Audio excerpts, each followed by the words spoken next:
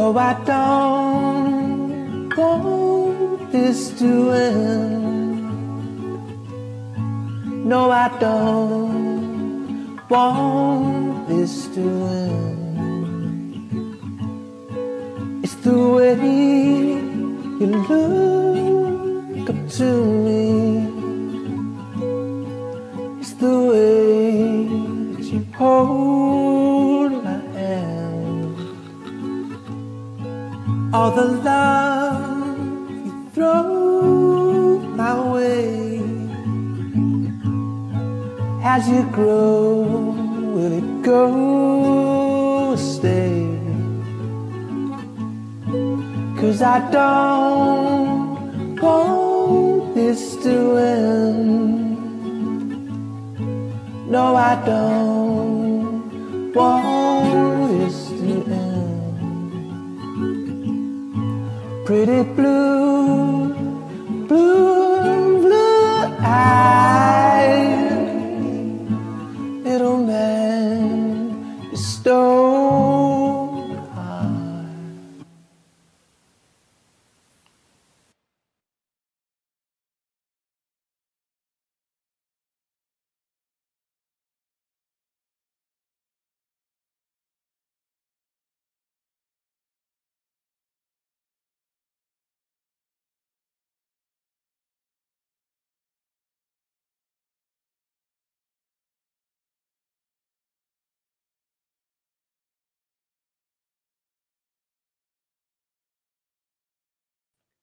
Can you hear me now?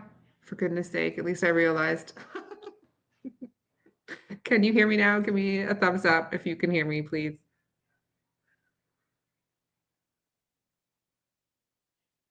Can you hear me? Perfect. Okay. I was saying it's tea time and I've got a full mug. And who was over at Daphne's Case Files earlier? Did you happen to catch all that shenanigans?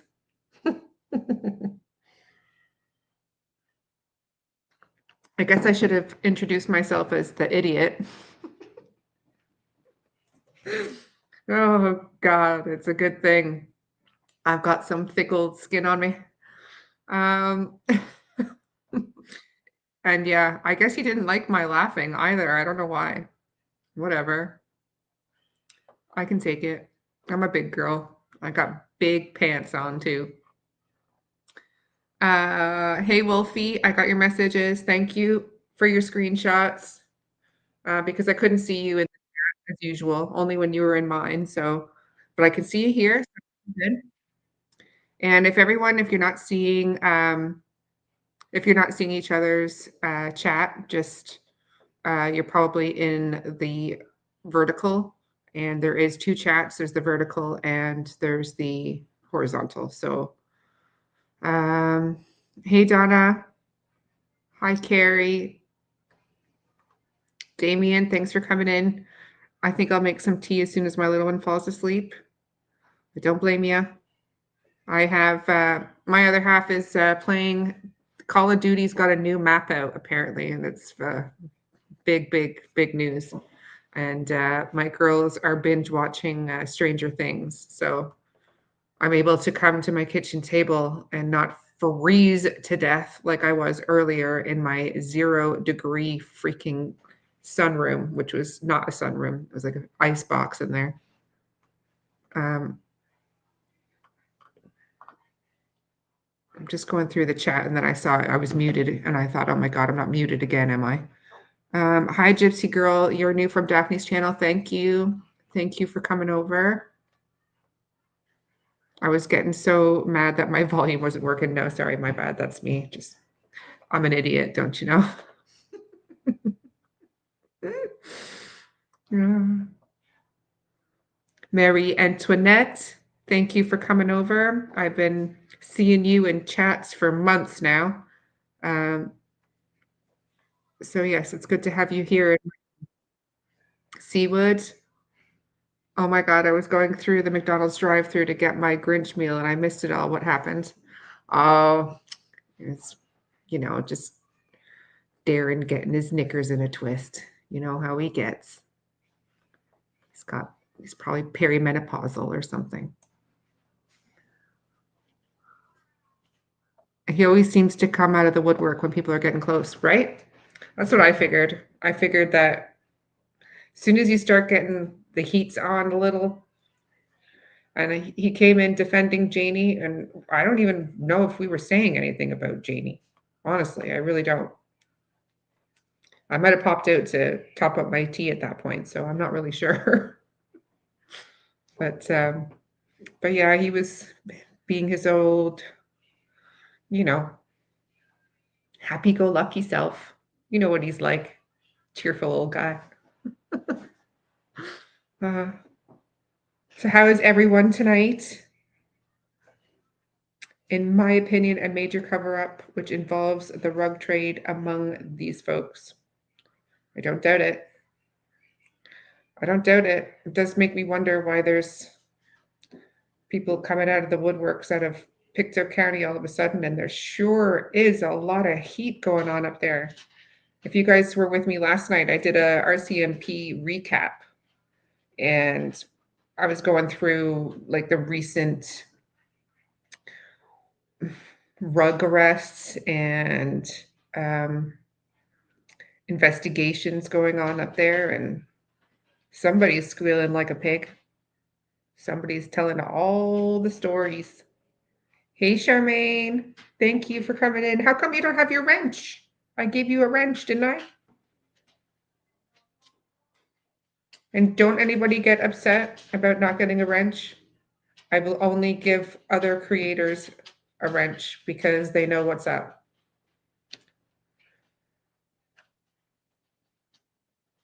Yeah. Yeah, so I was just saying how went through yesterday with a lot of the RCMP updates that are released here, and there's been a lot of rug raids up there, a lot. River John, we had Tatamagouche, we had Mug on Sun. There was another one in Colchester. Like, it's been going on. Yes, I did see that, Seawood, about the illegal cannabis on the reservations. And although I have really mixed feelings about this, I don't know if I should air them, but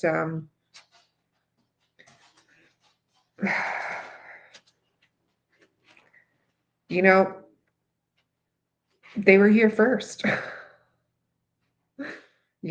That's what I would have to say. And they were here first. And if it was made legal, then how was it illegal? And I feel like if they have an independent I sent it to your email, so I will figure it out. If Durwood comes in or Fartsy like last time, I'll just kick them out myself. No big deal. I don't have that many people that come in here that it's too overwhelming at this point. So, but yes, I feel that the Attorney General should be focusing on missing children more than the illegal cannabis trade. That's just my opinion. I mean, we are trying to make it so that our Indigenous people have their own rights and their own territory on which they manage, and they,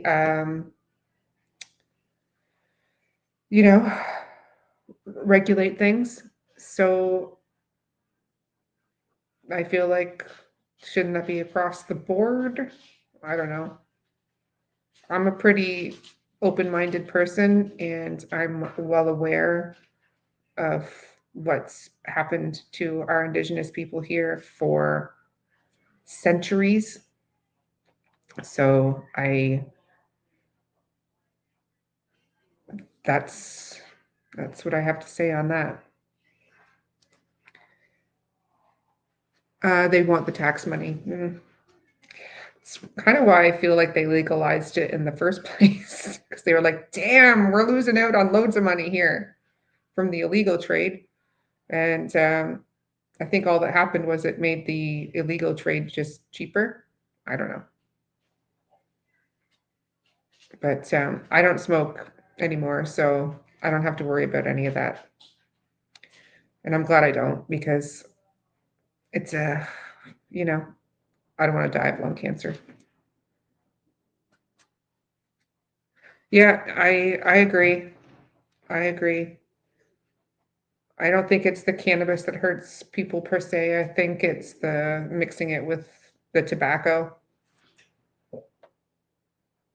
You can click on the dots by my name in this YouTube chat and add my wrench there. I didn't see an email. Yeah, the only option I have on here is delete comment, put user in a timeout, or ban user and delete all their comments. But hang on a minute. One moment, please.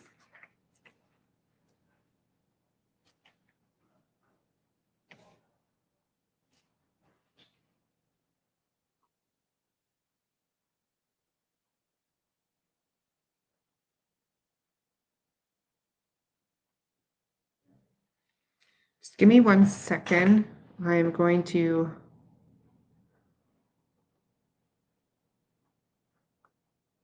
see if there's another option here.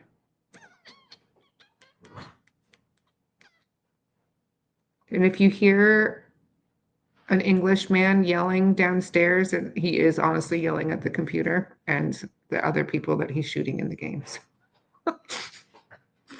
There's no domestic going on. You'll probably hear, move out of the way, grab the gun, something like that. Just so you know. I should probably go and close the door. Oh well. Charmaine, I will figure it out. If it gets out of hand, I will pause it and I will go and figure it out. But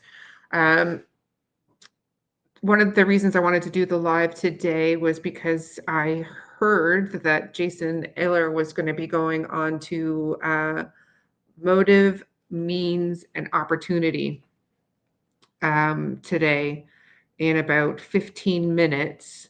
And he's going to do a live with her to discuss his son's case. And I just wanted to kind of do a little live watch party quickly, see what's going on. Because this was another case that I had followed quite closely, and there was quite a bit of similarities in the case, in that although I do, for the most part, believe that Dylan walked away somewhere, I do struggle with the timeline. The timeline doesn't make sense. I think there was discrepancy in how long he was gone for before police were called. I think there was the same sort of scenario where there was a delay in the response of the local police department, in that there should have been an Amber Alert issued early on. There should have been more people, like there was a 3-hour gap, I believe, before there was any sort of alert sent out at all. And in light of what had happened just a few weeks before, you know, there was definitely some things that could have improved there. And much like the Jack and Lilly disappearance, where things need to change in that way, that when a child disappears, the home needs to be locked down. The parents should not be allowed to search. Major crimes should be brought in from the very first moment, because what's the worst that's going to happen? Major crimes gets involved, and then all of a sudden they don't need to be involved because the child gets found. I mean, that's the worst that can happen. And I don't know about you, but if my taxpayers go to that, I don't give a dang. Go ahead, please please. My money funds much worse things. Or allowed to leave. I yes and no, Lynn. But the problem is, if they're not allowed to leave the property, they need to stay in the house and be guarded, in essence, by a police officer. So, because I think that's where this case took a turn in the wrong direction, was that there was a belief there right off the bat that the children had wandered off not that long before. And the parents and people that were at the home and the trailers were allowed to come and go as they pleased. More people were allowed to come in, and the whole scene got contaminated. And it would be a forensic nightmare, in my opinion. Hi, Coop. Thanks for coming in. Hi, Lynn. So yeah, I think parents, poetic justice says parents and all caregivers must be separated and questioned separately. Yes, straight away. Because if you remember listening to the dispatch audio, it was actually said, I need to go back and speak to the mother and get a better statement, because they already were realizing, sort of, it seemed quite early on, that something's not adding up here. Something's not right. And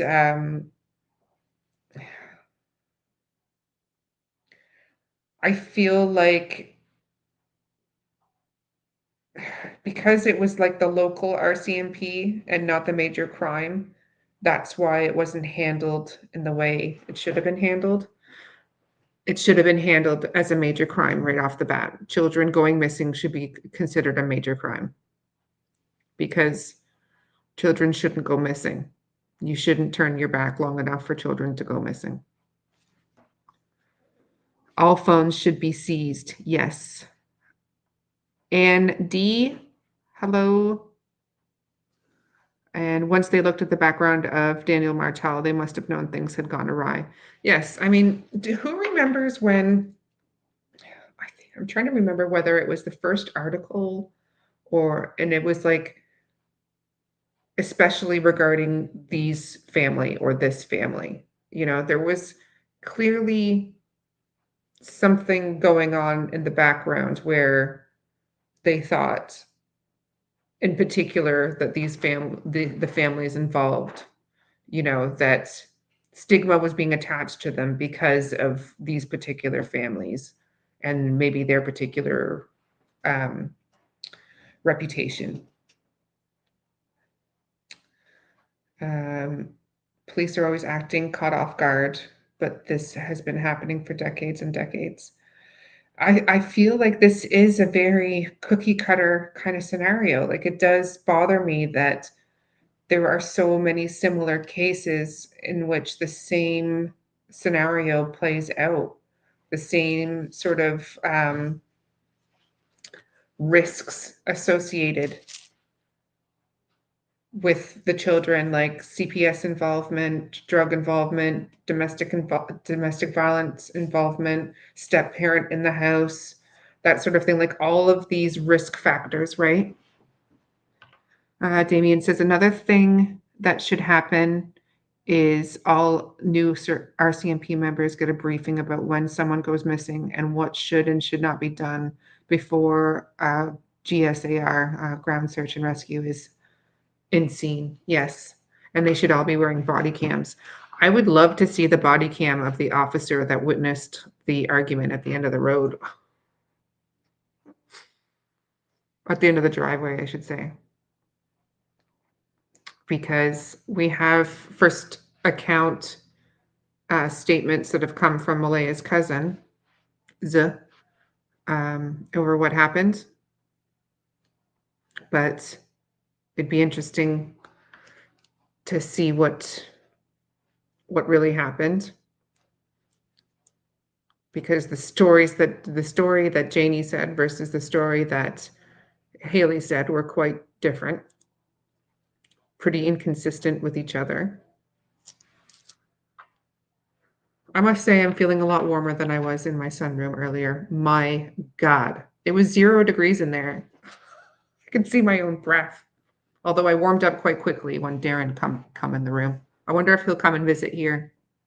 Maybe he can buy me a coffee. He really did not like me laughing. I don't know why. Maybe I was being too smug, possibly. But he did call me an idiot and entitled.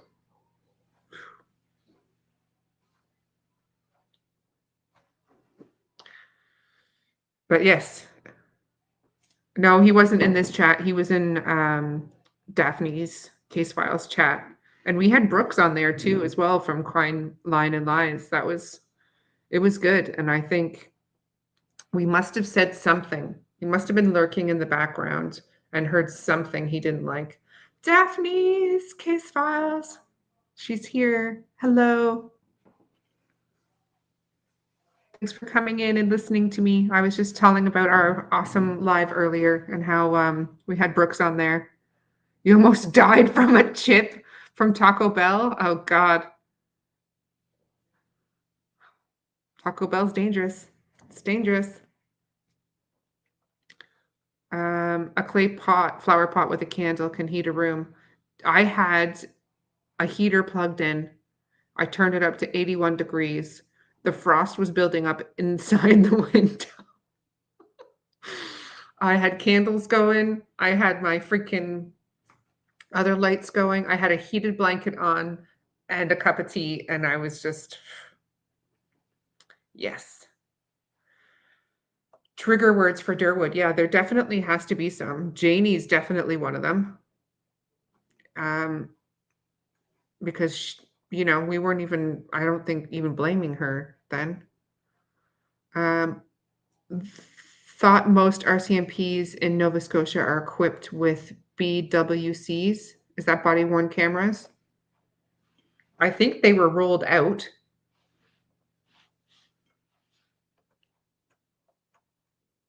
There's just no sense of urgency. I feel that as well.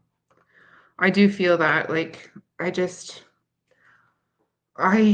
keep begging in case an RCMP officer, maybe even the lead investigator, might watch one day and hear me say, please just give us a bone, a little tiny bone that's not going to jeopardize the case, but debunk something.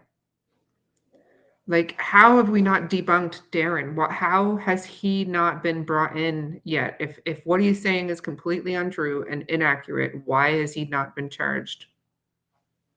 I don't get it. He's out there every day saying that Haley took the kids, pretty much, and that they didn't go into the woods. So, man.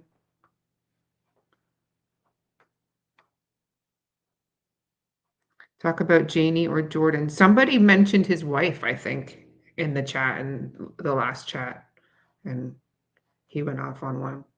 Wendy Cardinal, great name. Thank you for coming in. Yeah, I heard that gossip too, Coop. I did. 1 second, I'm gonna go and shut the door that leads down to our games room because he's swearing now. 1 second.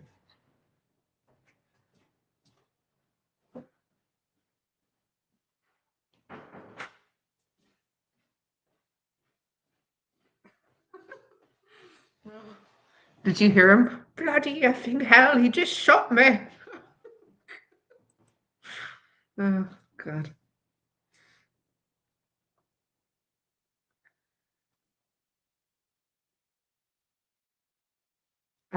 They kind of give bones. They said no abduction, doesn't look like. Yes. They did say that. But the way that Darren then words it is that it wasn't an abduction, that Malaya gave them away, right? So is it an abduction if she gave them to someone? I don't know. But I don't really think that's what happened.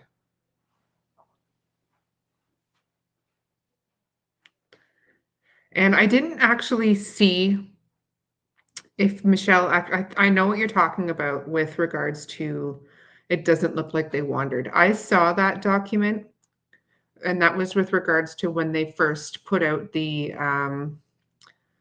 request for the reward to be put on the rewards. But that note that was on there doesn't look like they wandered off, wasn't really. Oh, I've locked my dog in the basement now. That was an after insert, like a note that was put on there.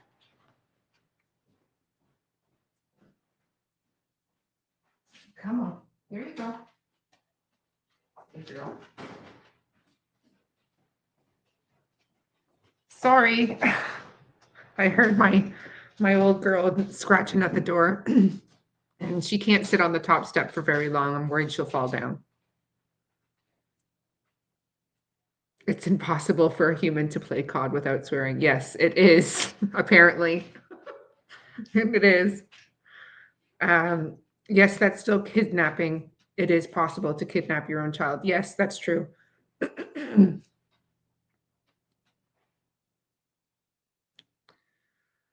Yes, I mean, I think from early on in the case, um, I found it hard to believe that they wandered off just based on the terrain and that they weren't found, and that all this discussion about Lily's scream and that she wasn't found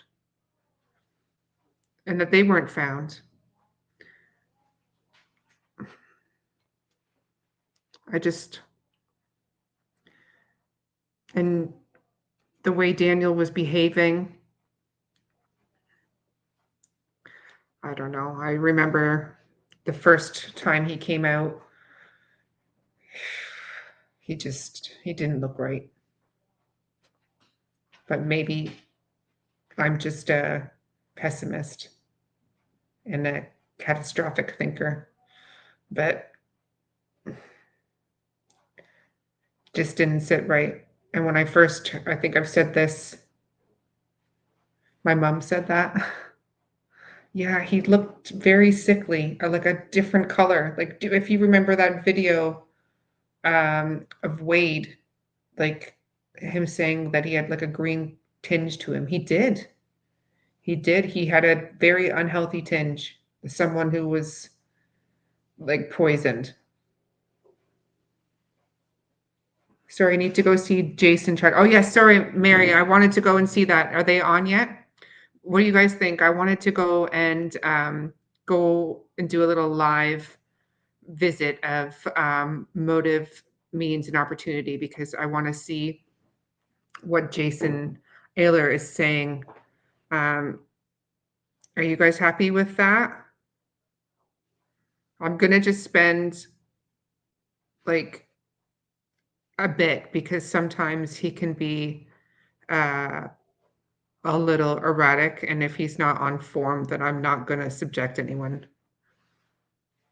She said she's not sure if Jason's going to show up. That's kind of what I was thinking, not that might not happen. So I'm gonna go put it on my other channel here. And 1 second. And so I am going to put it in the background here. And if he comes on, then I'll go over there. How's that? But until then,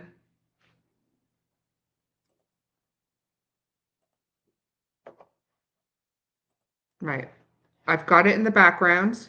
So if I see him come on, I will go and put it on, because I wanna hear what he's got to say too. Because like I said, I was pretty invested in that case, and I want to hear what he's saying. sometimes I feel like it is just like watching a train wreck. And I don't want to be that kind of person, but at the same time, he has not given up. Hey, Shan, yes? You want to come up? You want to come say hi? Click on Charmaine's name here in chat.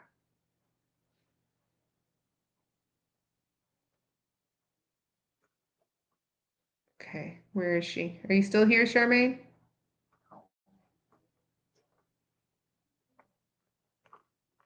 Can you say hi if you're here? Because go listen to my Facebook message. Okay. Hold on a minute. Let me put it on mute. Okay. Click on Charmaine's name here in chat. Yep. Okay. It doesn't let me click on her actual name. Unless I go, okay, hold on. Try. I will try from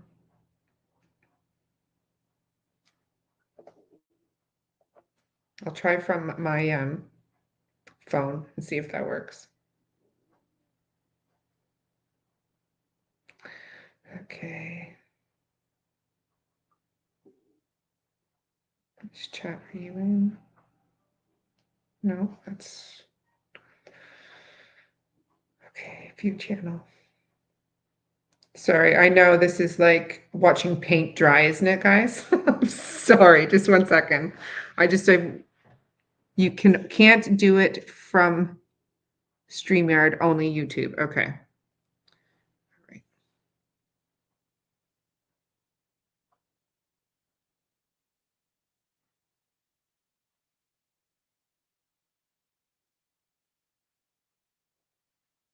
Well, it's not letting me watch my own video, so that's encouraging. Why?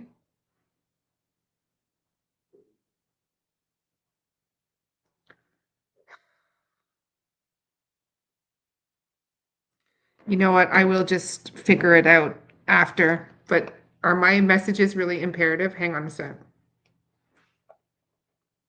I don't want them to hear your secret messages, Daphne.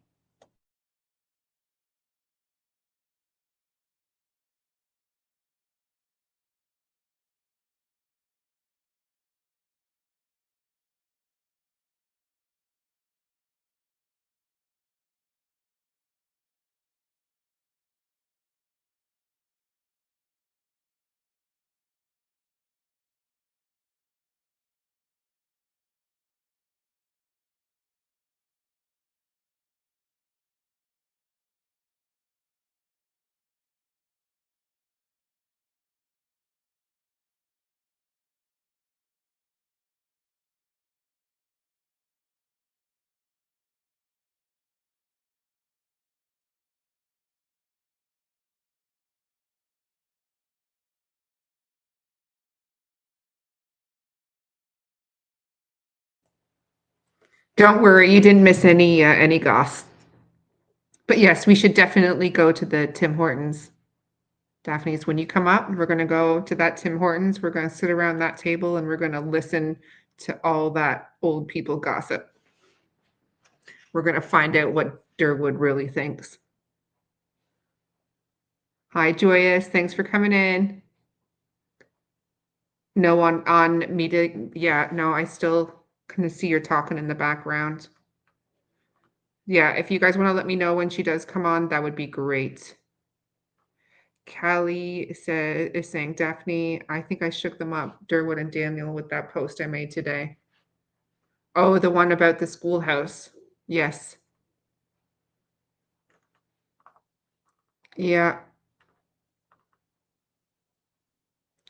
Can I come? Yes, Charmaine, you should come. You should come. Yes, I saw that, Jamie, about Eli's search because of the snow. That was really disheartening. It must be really, really disheartening for the family. For those of you that don't know, I did a video on Eli Wood. Eli Wood is from Nova Scotia and went missing in Kitchener-Waterloo in Ontario. They were 25. They went there for university to get their master's degree in social work, of all things. And on October 19th, the fire department was called and their apartment was on fire. Their service dog was found deceased in the fire, and their electronics were burned as well. And the police came out straight off the bat and said that they suspect foul play because the fire was determined to be arson by the fire marshal straight away, and they've determined that Eli did not set it.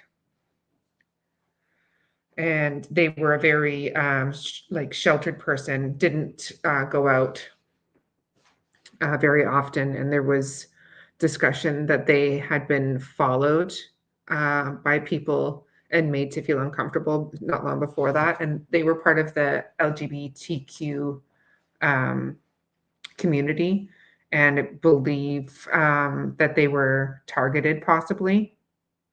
But they live in a very urban area surrounded by neighbors, and how no one saw anything, I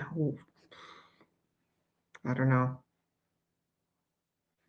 But they were supposed to do a search this Sunday, and they canceled it because of snow, and that it might be too hard for the searchers to go out, which I can understand, but still.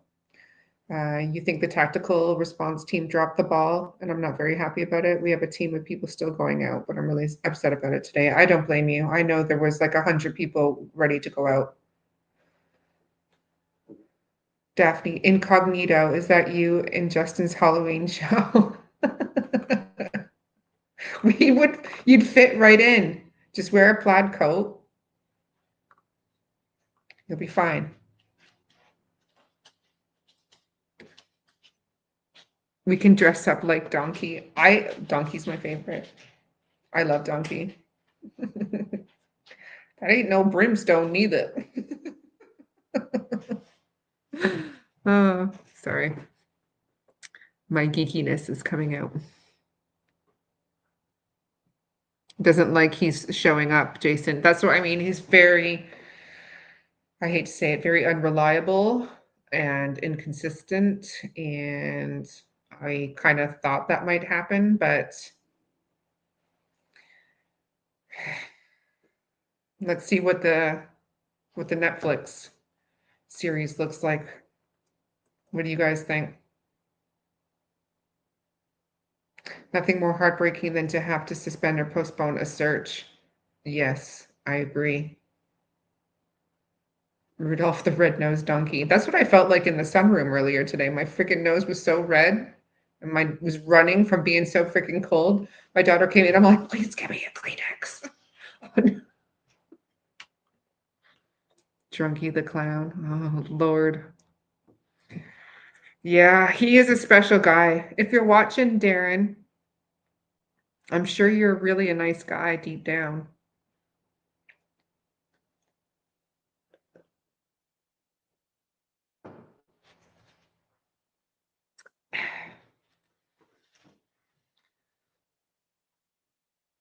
So I was told by a very reliable source that the Netflix documentary is not going to show Jason in a very good light. There's a lot of information behind the scenes. And I was like really skeptical about even doing my own channel because there can be just so much drama involved with these kind of cases. And I didn't want to bring any kind of drama to my family or anything like that. But it is something I'm really passionate about, and I, for lack of a better words, enjoy doing research. I enjoy doing a deep dive, and I have like one of those weird personalities where if I like latch onto something, I need to know everything about it. and I can't remove myself from that.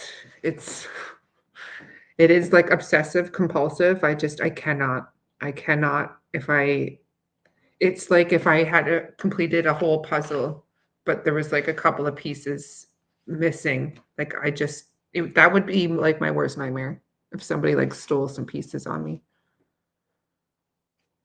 Callie says, I'm behind, I think. I hate it when people send me Facebook messages when I'm in chat. Now I don't know where you are at in the video. Just forward it to the end. ADHD hyperfocus. Yes. Yes. That is a thing. I have gone, yes, and I have obsessive compulsive disorder. Daphne knows all about it, don't you? I talk to her first thing in the morning and last thing at night, and she's like my spirit sister. She's like my sister by another blister. It is crazy. Sometimes we actually will send each other messages like at the same time about the same thing or the same screenshots. That's my favorite. That's my favorite. Daphne says, sometimes I wonder if he just took the first thing and ran with it because he feels guilty for not getting them out. Yeah, like that's the best case scenario, I feel like for Darren, is that all of this is because he feels incredibly guilty that the children went missing and he had the opportunity to get them out of that situation. Because God forbid they are no longer with us, which is unfortunately seeming almost like more and more likely by the day, unfortunately, in my opinion. That would weigh really heavily on my shoulders if I had the opportunity to save two children and I didn't because I didn't want to get involved in what goes on between a man and a woman behind closed doors. So yeah, I will give him that benefit of a doubt that maybe could be why he's involved because all the other ones are nefarious.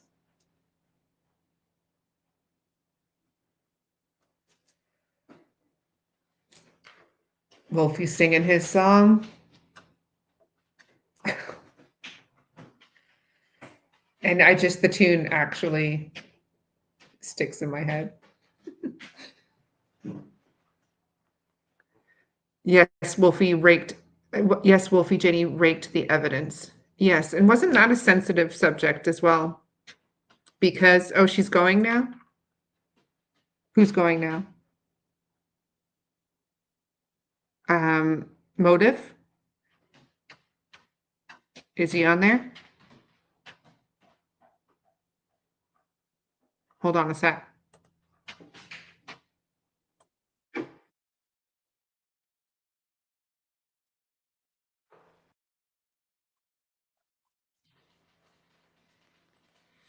Yep, he's gone. He's not, she's leaving. She's leaving because he's not coming on. He's not feeling well. It is a Friday night.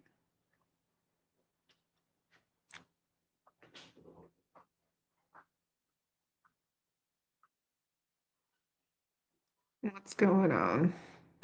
Why the long face? I do have a long face.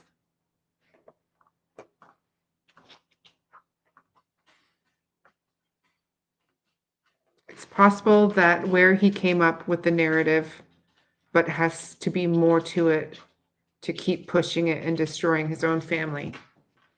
Yes, I mean, when you see, like, part of me felt quite bad for Jordan. And one thing that some people don't realize is that swearing and loud talking and god damning and all that stuff is quite common here. And It's not unusual, but that was over the top. But I suppose if you were in the midst of a mental breakdown, having your dad do that and having lost your job and having lost your spouse, and they'd been together for a long time. Um, so I mean that is a trilogy of very difficult things to be going through. So, but I find it unusual that he's been friends with Daniel since they were 15 years old. So that's 20 years. And I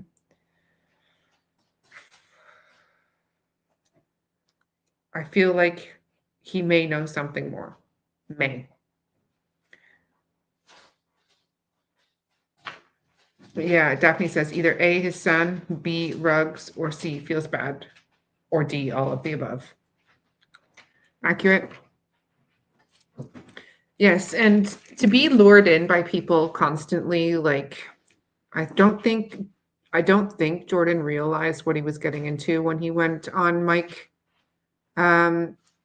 D's channel. And I believe he did ask several times if he was being recorded. So I don't think he knew that it was going to blow up like that. And I don't want to like sensationalize that. But there was some unusual things like the picture that he posted and the video that he posted. They were unusual and a bit unnerving.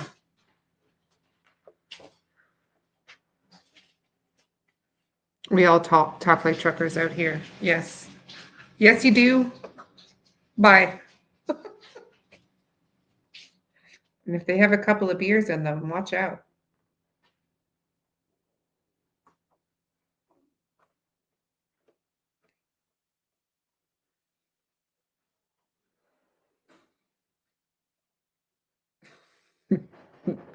Mary. You silly sausage.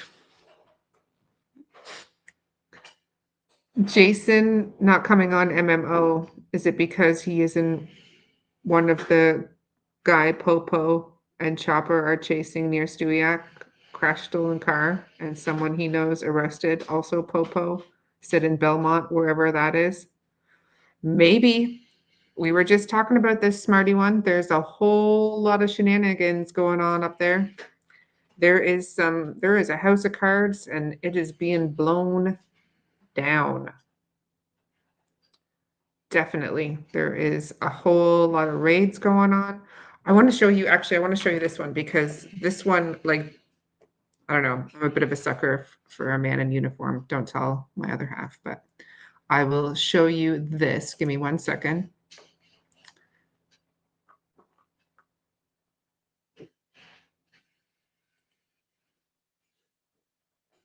All right, so if I go here, so this is, oh, I gotta stop sharing this, stop screen and share another one. Share screen and Facebook. Nobody send me a message if you don't want to get doxxed. So here, this was from, hold on a second. This was from the raid they did in Colchester County on December 4th. So yesterday, 3 people are in custody, and that was on Cooper Road in Tatamagouche. Look at these baddies. Look at these baddies. Yeah, Seawood. I know. I've been seeing like there is just so much going on. The RCMP are on it the last couple of days. I will give them that. So here we go. Now we'll remove myself so you can see. So this is, how do I unpin Charmaine? No offense. So I can, Oh, well, it doesn't matter. Okay, so that's the one picture. Look at that. Imagine that ramming you off the road, eh?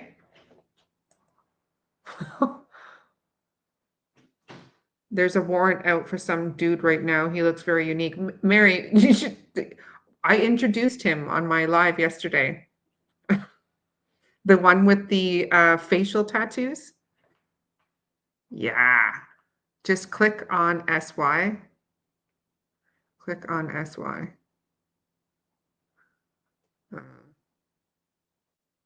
Yeah, yeah, he was, yeah, and the neck tattoos, it seems to be a theme here.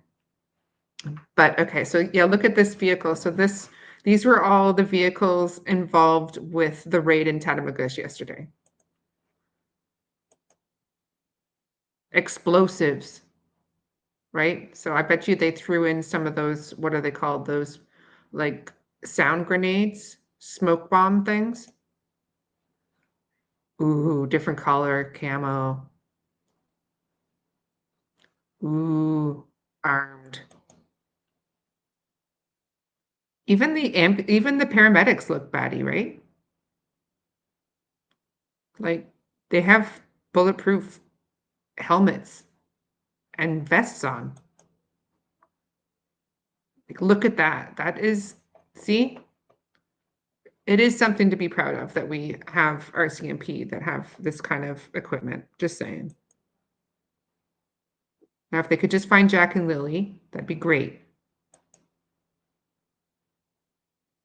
Like that is something.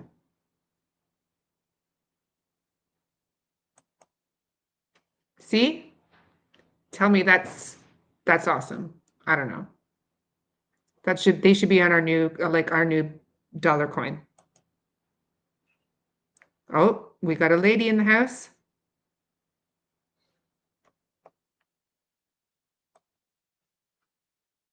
I wonder what's in all those little cool compartments.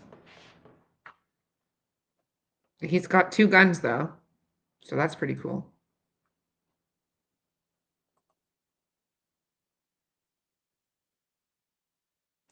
That guy's got a taser, a gun, and 2 guns. I wouldn't want them rolling up to my front door. Let's just say that. I'd poo my panties. Definitely. Like even when the paramedics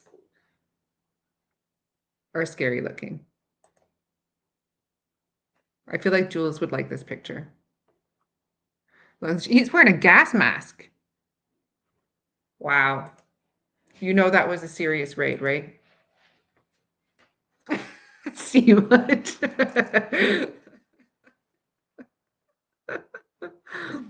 Shh. All right, I can remove that off the stage now. You couldn't even see my tongue, so there you go. Where am I? Okay, here I am. There we are. If you hear my daughters arguing in the background, please don't judge me. There for a minute, I thought you were going to show us a hot potty. No, it's not that kind of show. But, you know.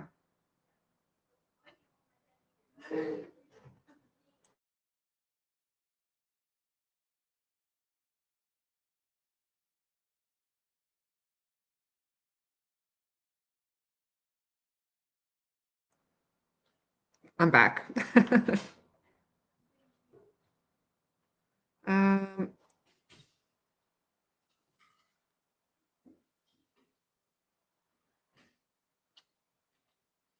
that is cool looking, right? I know. I thought it was. I just thought it was impressive in the fact that, you just don't think about like in rural areas, you see the local RCMP officers like driving down the road, you know who lives where and that sort of thing. But I'm just not used to seeing that kind of equipment. That's not what I meant.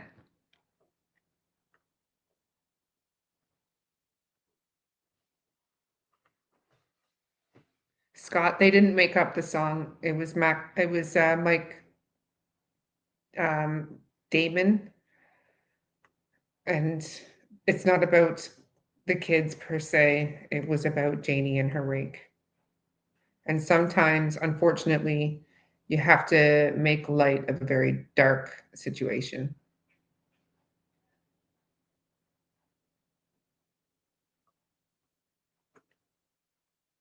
Oh, Jam, that's cool. Yeah, I guess you never know. Paramedics never know what kind of situation they're going in, right?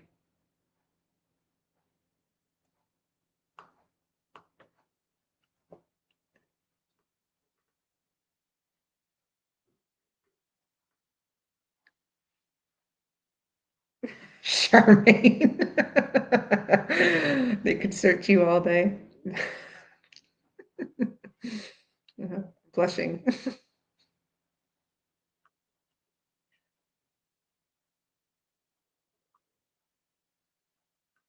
For sure, yes. SWAT and everything. Like they were not messing about at all.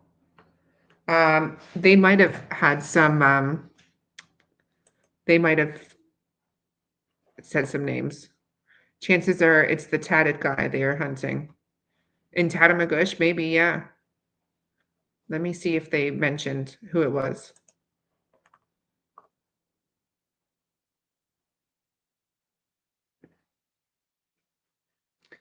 No, a search warrant in connection with an ongoing investigation. That's what they're all saying lately.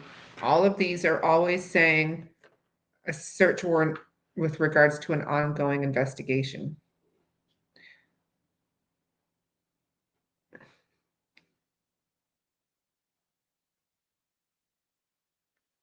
Oh, actually, Dolly started it in around June as he couldn't remember Janie's name and unless he started singing Janie's Got a Gun. That's a good song. The tattoo face guy they were looking for that they found Saturday. That guy was really scary. Like I'm not gonna lie, he was really scary. Should we bring him up just for record? I mean, this guy obviously clearly made some very bad life decisions. Oh, I can't pronounce half, but I know most of them. But some of them, the thing is, like a lot of the town names here are like a combination of like Acadian French and First Nations and English together. So like there's Muscadabit, right? Whereas like with my French, I would say Muscat du Bois. But no, that's not how you say it. And my favorite, who's here in Nova Scotia, which one do you think my favorite one is? Which is just some of the names of these towns are pretty ridiculous. Oh gosh, like honestly, you just can't make it up. I hope they catch that tatted guy. Yeah, I hope so too. He's just terrifying looking. He's the thing of nightmares.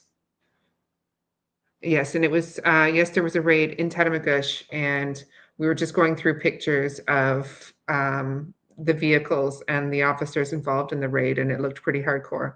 As my daughters would say, baddies. I know, I'm living vicariously through my young children. I can't really keep up with the slang. I'm sure it'll be a different word next week. Yes, he's scary looking and won't be hard to identify. Bear with me. I'm going to bring up the picture just for so everyone can be on the same page. Give me a sec.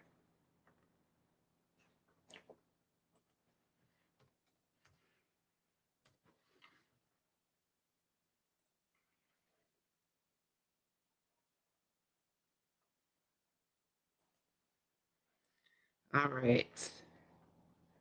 I'm going to share the screen just so that you guys can see again, because I think it's relevant so that everyone can see that the cop in the ditch, I think Seawood was there was like a massive apparently there was like 100 police officers like lining up to go and do this massive raid. And one of them, I think, ended up in the ditch because of road conditions. Um, One thing I learned rather quickly when I moved here is not to pronounce people's last names with proper French accent, right? Yeah, I know. It's a struggle. Yeah. Um, okay. I'm gonna take myself out, and Smarty one okay says Newfoundland has the best town names. Okay, but they have gross cocks here. Like, who thought of that? I would definitely spell like pronounce that the French way, but no, they don't. It would sound less offensive, but no. Marie Antoinette, yes. Gross cocks. Yeah. Yeah. I will spell it in here so you can see. Gross cocks.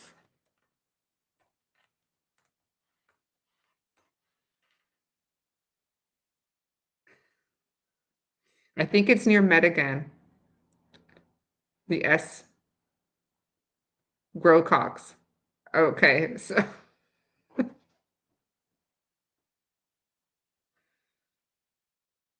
never heard. It's there.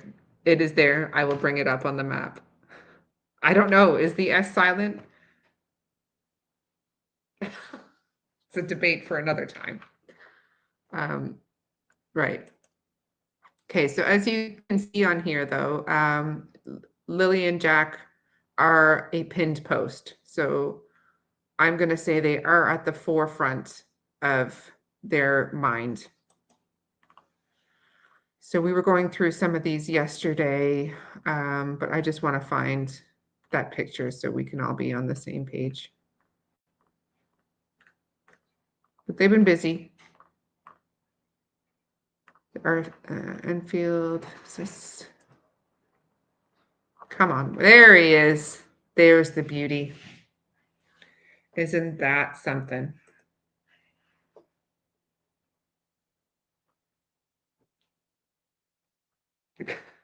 Yes.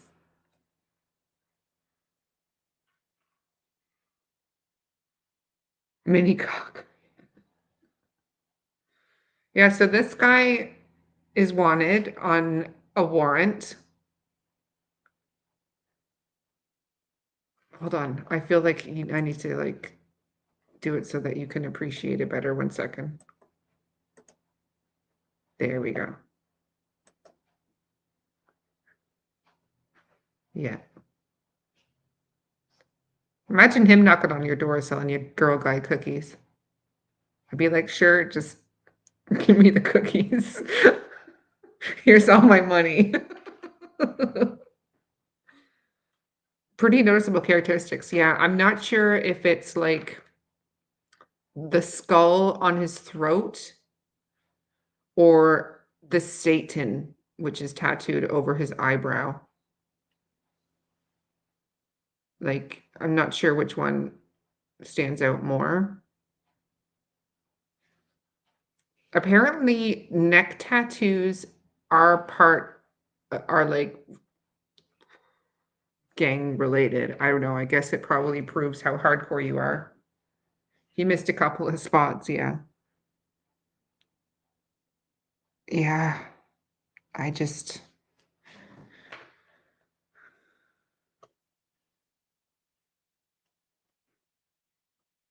Daphne says, I have a tons of friends with tats, I'm guessing. I hope they don't have, well, people have rats as pets, I suppose, and piercings, but the Satan one, yeah, Satan's Choice. Yeah, I did wonder if that was what it was. Satan's Choice is a uh, motorcycle enthusiast club. Let's put it that way. They are making a prolific comeback. And they, I believe, were first came out in the 70s. And now the son has now taken over and is spreading the word around the world.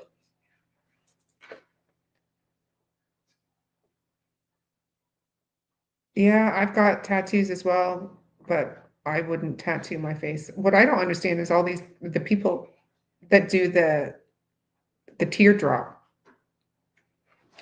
But yes. Anyway, back on topic, I feel like a squirrel. Um, yeah, so there's been a lot going on with the RCMP and arrests lately, especially up in that neck of the woods, like so Pictou County, Colchester County. There has been a lot going on. Yes, teardrop means they unalived someone.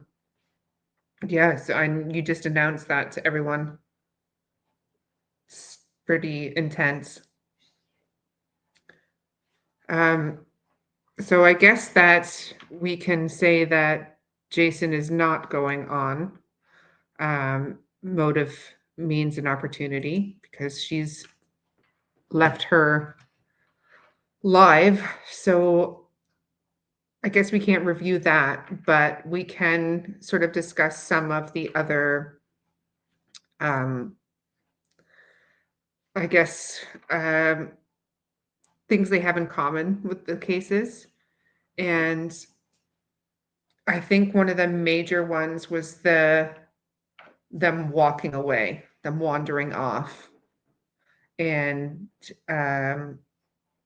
the fact that there was sort of a separation involved between the parents and that there was rug activity, domestic violence. Those were all things that they have in common, these cases, as well as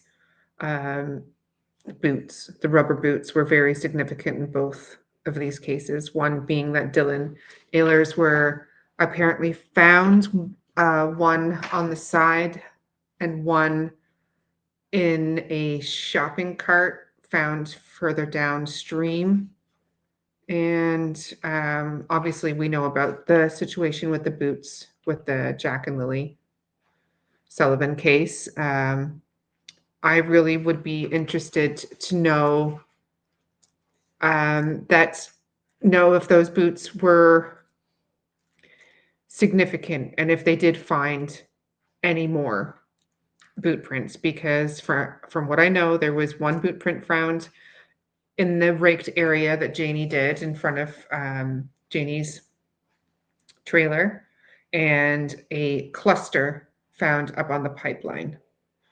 And I did go through the map on Daphne's case files earlier, but I'm happy to go through it with you guys again if you want me to.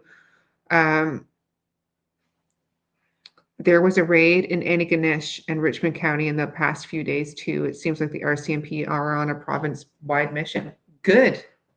I don't think they have to worry about necessarily the illegal cannabis trade, although it may fund other things. But they need to get the meth off the streets. They need to get the Coca-Cola off the streets. They need to deal with this. It's poisoning our country from within, and it really is ruining people's lives, families, and it's so prevalent. I've seen what's been going on in New Glasgow. People are going to get fed up with it. There's this kind of thing is going on in every town, every city. Raid back in June, right in Westville, yeah. Yes, and there was one right before the children went missing as well in Stellarton. There is a lot of rugs going on. And in particular, they come in the port areas, right? Pictou's got a big port there. Halifax has got a big port. I think I touched on this before, but did you know that New Zealand stops every shipment that comes in from Canada because we are the biggest supplier of mathematics to New Zealand? Canada is.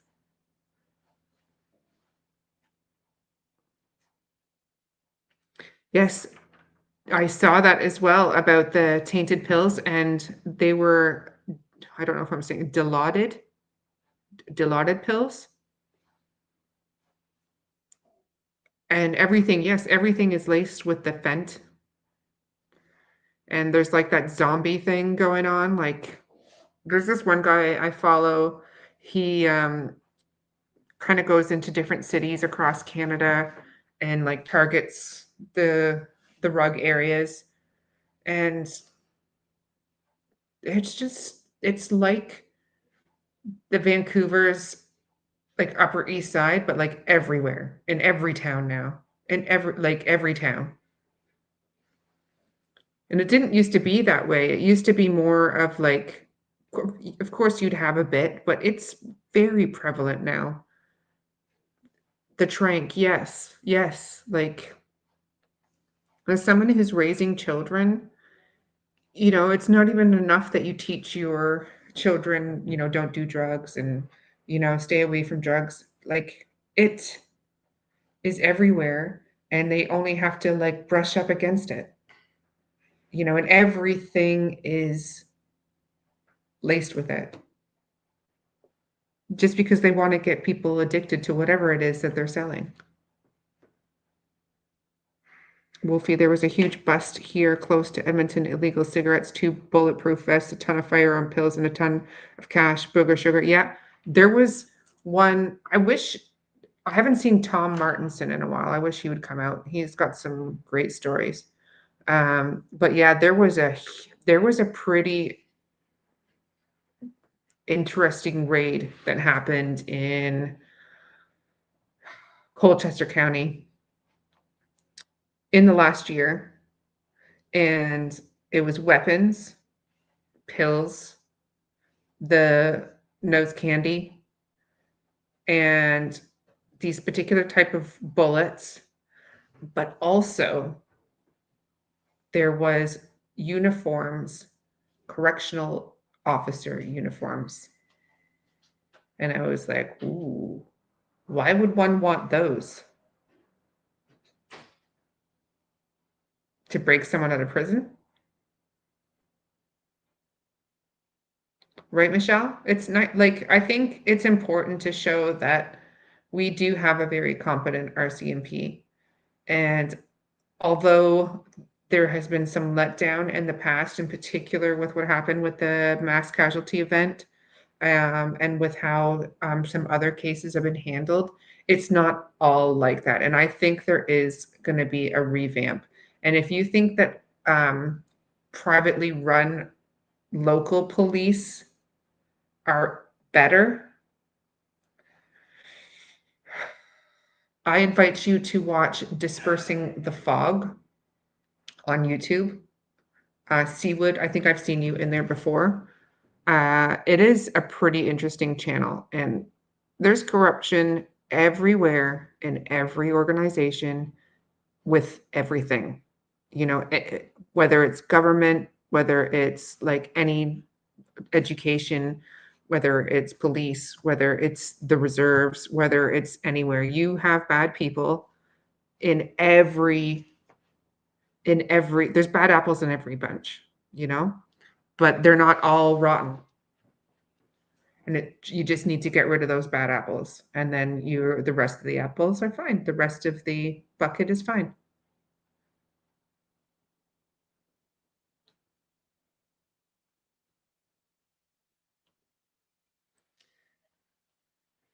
Alan, are you talking about rugs being pushed on your son?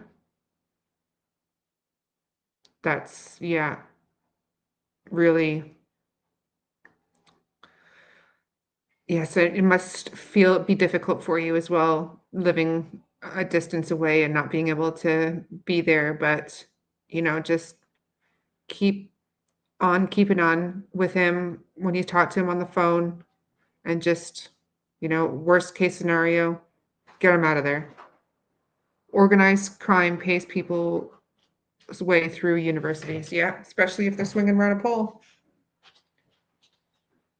That's why a lot of people get sucked in to that sort of thing.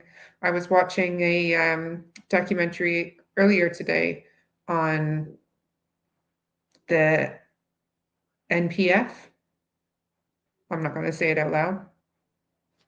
And the connections between Nova Scotia, Southern Ontario, and that got blown up in Southern Ontario. So then they moved out west. And they're not the only ones, but they're quite prolific in the trafficking. And I know a lot of people were thinking child trafficking initially with, and I know that's kind of being pushed by Jason Ehler regarding Dylan, but child trafficking, that's not the kind of trafficking that with children that normally goes on in North America. If there's trafficking going on with children, normally it's, believe it or not, for like the employment trade, like as in working, even in like sweatshop type things, um, and living in, so working for a place and living in an apartment, like 10 to the apartment kind of thing. It's not as prevalent as you would think, like child trafficking in the sense for SCX reasons.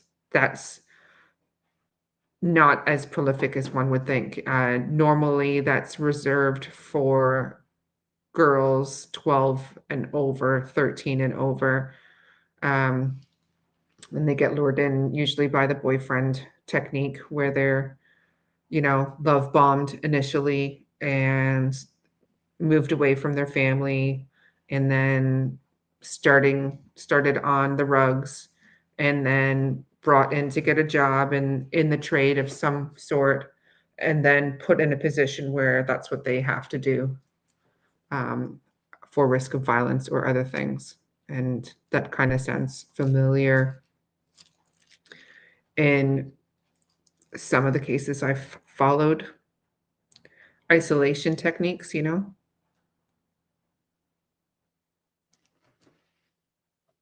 and toys for the elite. Seawood, yes. Yes, it's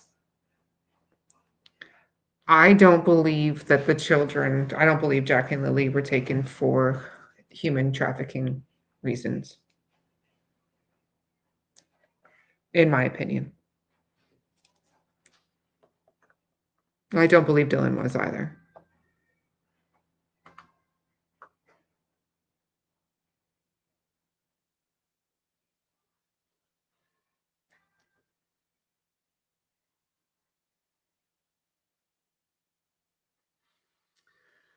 I think that people that are into that sort of thing, Michelle, with children, there's like a tourism for that. Unfortunately, as disgusting as it is, there is. And it's usually in places like Cambodia, Thailand, and that sort of thing. They will go to those places for that reason because it is easier, and less, and almost less frowned upon, if you can believe that. That it it is a thing.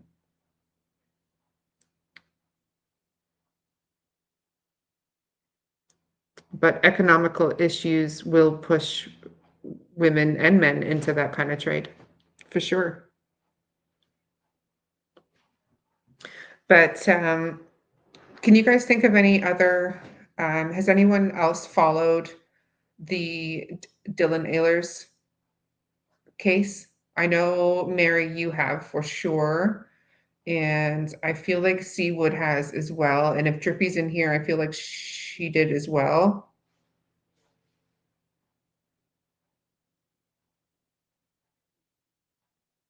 Yeah, Thailand is a big hotspot for the pervs, for sure. Um, can you think of any other, Seawood and Damien? Can you think of any other contributing factors that are for both of the cases, Jack and Lilly, as well as Dylan's case? Um, I know I was on Charmaine's yesterday, and she was showing the map of where Dylan went missing from. And yes, Please Bring Me Home was there as well. Yeah, rugs, definitely. Yeah. But I found it really interesting doing some research based on sort of looking at the aerial footage of where Dylan went missing from. Um, autism, yeah. Yeah. But it's hard to say. No contact orders, yes. Dylan's dad's claims, yes. I think Damien's grandmother might be minimizing Dylan's oh, I better get my charger. Hold on a second. I think that the grandmother might be minimizing the amount of time she wasn't paying attention. But that being said, kids can be a lot faster than we expect. Absolutely. Hold that thought. I'm going to get my charger for my laptop.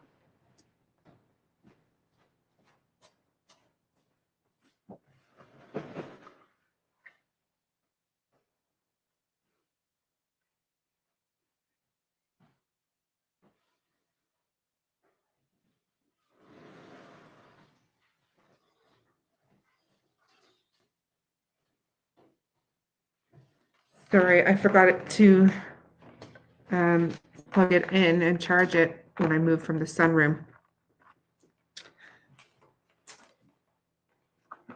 I just got the warning sign that she was going to die. Yes. So one of the things that really struck me was that she had said that she had turned around to clip up her dog, and that while she did that, that's when Dylan wandered off. And when they did a reenactment with the police with her, it took 18 seconds to do that. And when you look at the distance it took, the distance between her backyard and down Elizabeth Street to where the brook began, there's just like no way that it would have only taken him 18 seconds to get down there. And even if he were to go through the other yard, I just don't see how it could only have happened in that time. So I feel like there's a discrepancy at a minimum about the time limit of how long she was not paying attention for. And I suspect that if it turns out that the children wandered off, that we're looking at the same thing, that it wasn't just 20 minutes.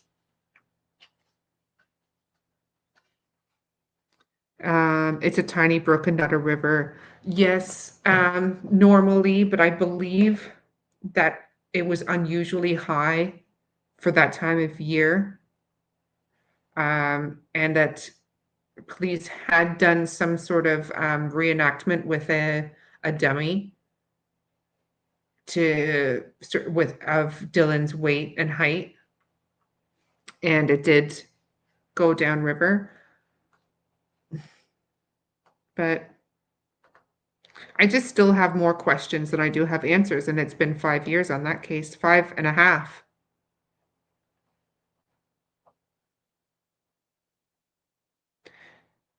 Yes, see, I've heard this discrepancy with the boots too. I don't know where it comes from. I think Jason was the one that came out and said that the boots were not his and that he didn't really know because he was just the dad or something, and that something, there was some sort of strange story about that. I can't quite recall all the details.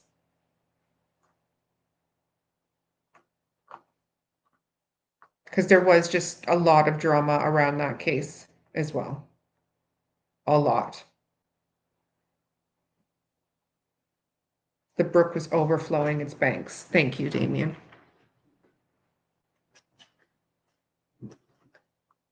Michelle says the dad said grandma didn't answer the phone at all.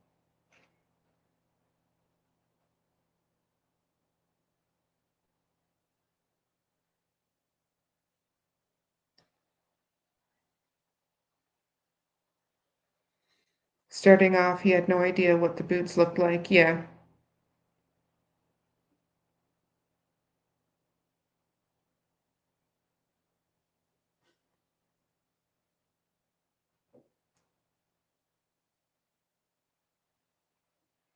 The dad, Jason, said they weren't his boots. Now Ashley said they were his without really looking at them.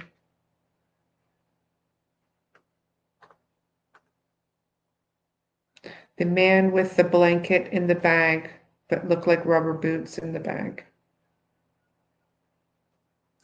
Yeah, and I heard there was something unusual about somebody going through that area where Dylan was last seen with a bag of his belongings, and that had somehow, I don't know. I don't even want to say that. It's like just probably Facebook rumors.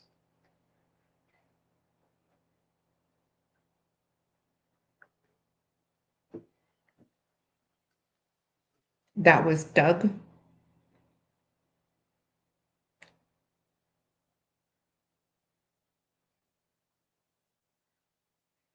It was for the dog smell, but he wasn't an official, just a local. Doug Matatal was charged with interfering in a crime scene. Thank you, Daleen. Thanks for coming in. He took his dog and a bag with boots and a blanket that belonged to Dylan and stated that he would get his dog to sniff for Dylan. Right.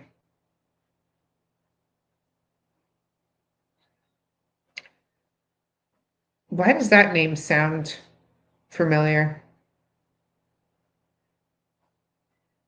Daleen?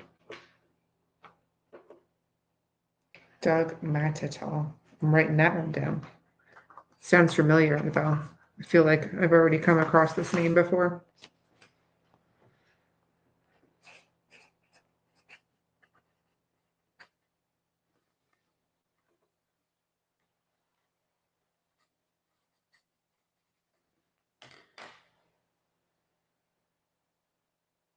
His daughter also had the same boots as Dylan. And see, that's the thing with these small communities, right? There's only so many places that you're going to buy children's boots from, right? You're going to most likely almost always get them from Walmart, you know? Like that's the number one place, especially like in Truro or New Glasgow or any of like, that's likely where you're going to get your children's rubber boots from. Maybe Canadian Tire, but almost always Walmart. And how many children have the same boots, you know?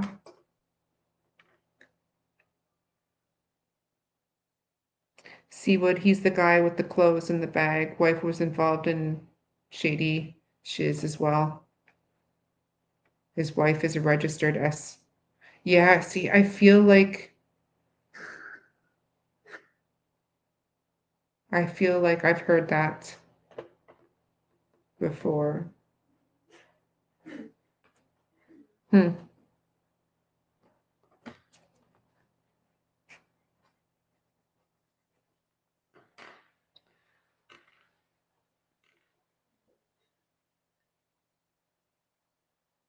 Yeah. I got to look up that name and see why I've come across that name before in some other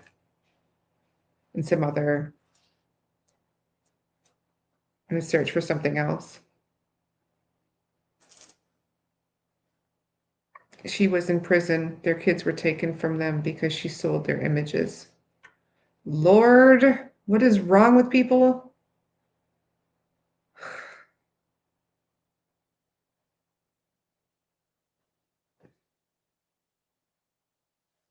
How? What the hell?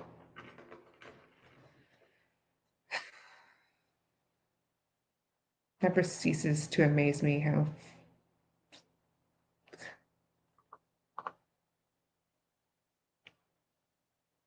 craziness, absolute craziness. All right, let me see if I mixed any more of those comments there. Fundraiser, yeah. Yeah. Yeah, the fundraising has always kind of bothered me with regards to ongoing cases like that. Like, I totally agree with, like, when you have a GoFundMe for someone who's got like cancer, for example, and they're undergoing treatment and they need the funds because they're out of work and that sort of thing. There's like something that the funds are going to, or if someone's passed away and you're raising funds for funeral costs and that sort of thing, or someone's been in a car accident. But fundraising in a case where the children, you don't know what's happened to them, it just kind of feels like it's in bad taste in some ways. Like, I mean, there's things to do in order to bring awareness to the case. And like the buddy bench was a great idea because no matter what, that's something that can be used by children to contemplate um, what's going on in their lives, and shows other children that they're looking for someone to talk to. And so there's like something behind that, but I'm just not sure how bracelets help bring awareness per se.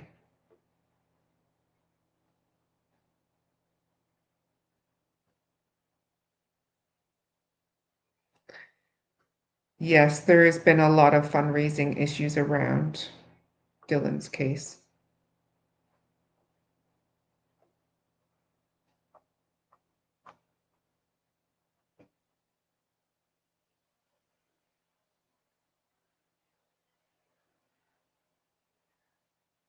He's a family friend of Norman Brown's.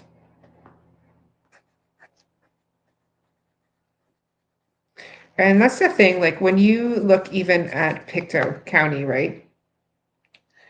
It's like there was like a congregation. Do you notice how like these kind of types of predominantly men, but obviously there's women as well, tend to like birds of a feather flock together? Like the Pictou sadist, and then you've got um sorry, squirrel. Doug Matatal was a commercial truck driver who had the ability to travel during COVID. I'm interested in where he was hauling to at that time on May 1st and 2nd. Hmm.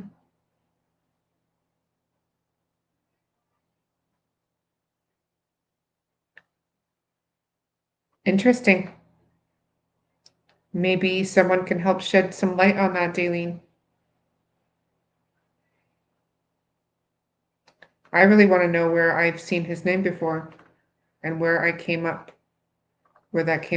I'm gonna look through my notes, Daleen, and see if where that's come up before.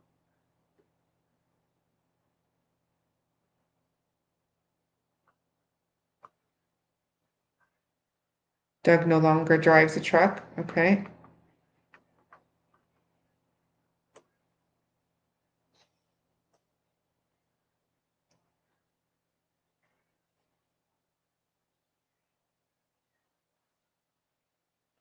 Oh, Damien. Yeah, I know. That's a regular occurrence story I've heard, along with when equipment was bought, it was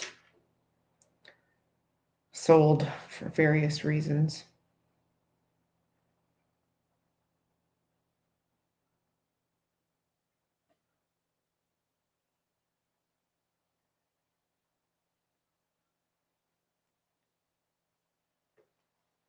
Is that what you do, Wolfie? Are you a truck driver too?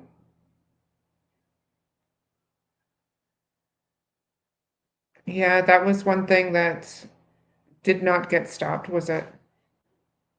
And during COVID was the supply chain, essential workers, etc.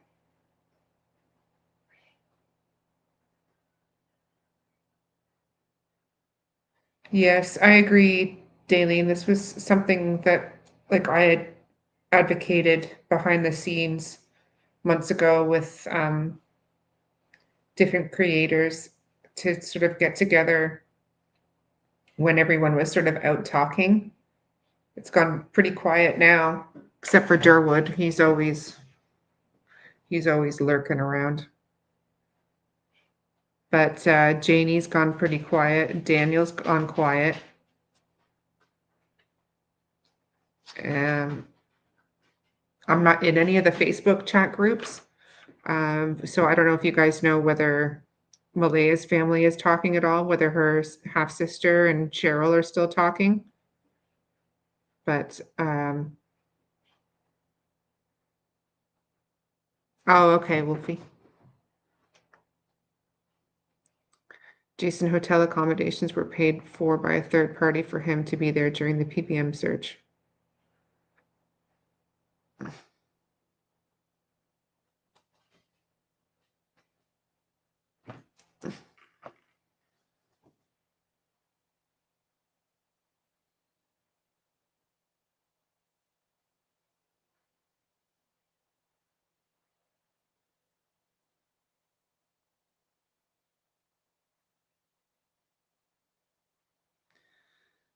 Yeah.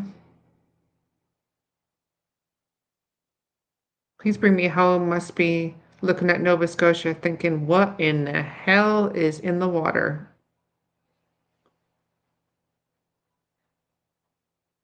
Although Ontario is not that much better, some of the cases that they've looked into that I followed.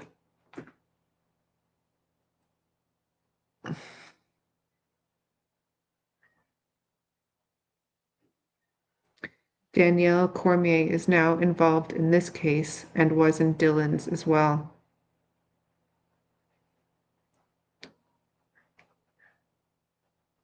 Yeah, I think like that too sometimes, Marie. Like it is a small community,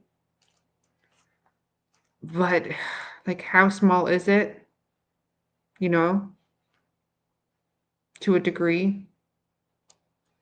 I mean, even Nova said she worked with someone who's involved in the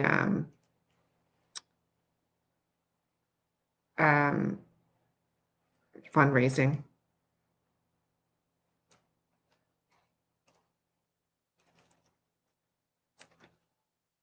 And yeah, like, yeah.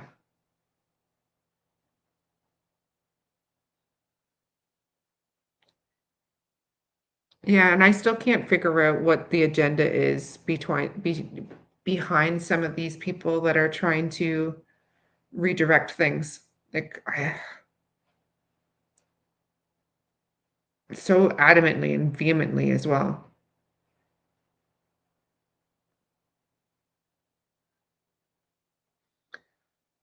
OPP are no better than the RCMP.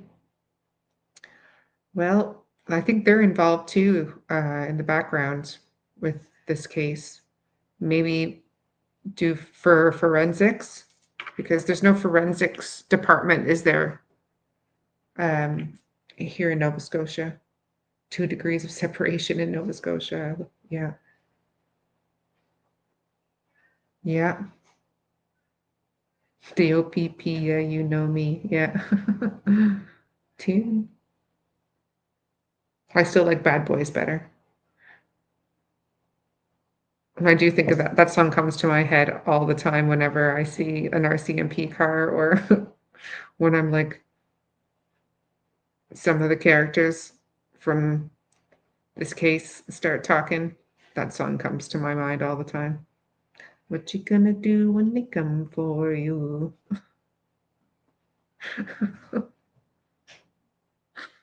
Mm. Daphne's, are you still in the shower, chick? You listening?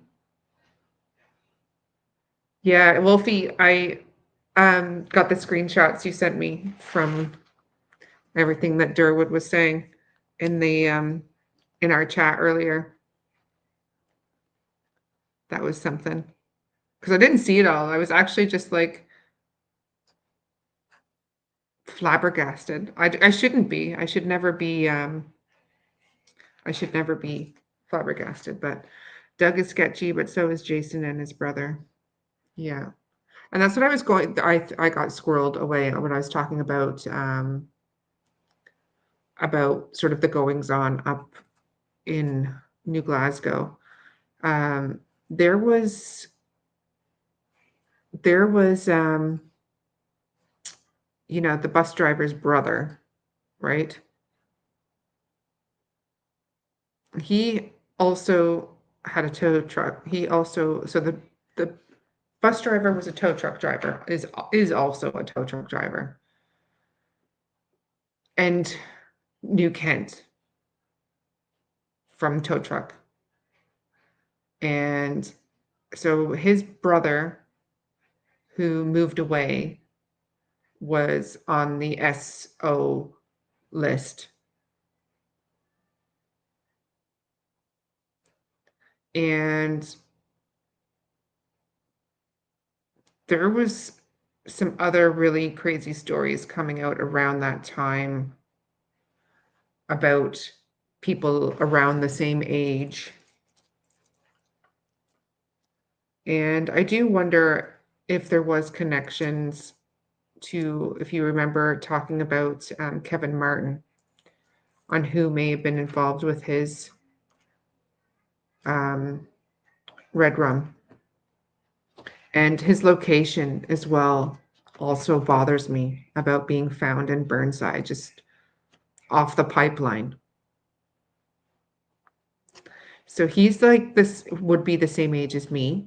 He um, was 12, 13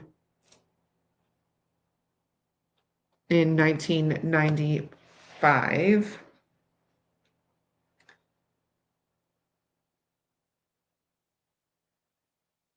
And his mom suspected it was older friends of his that were involved. Now, other people thought it was a teacher. And I also heard rumor of some guy called Skidmark. I don't even know. But he went missing from Stellarton, last seen in Stellarton, but then found about 20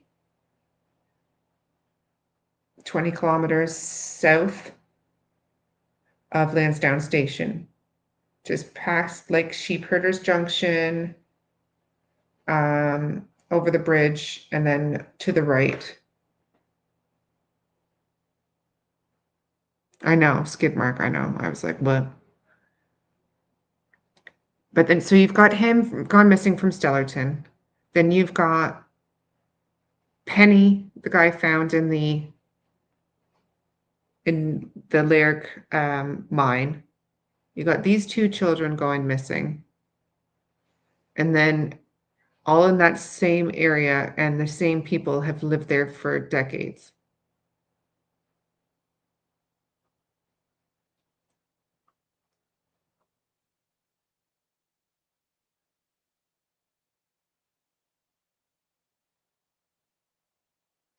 Wendy, yeah.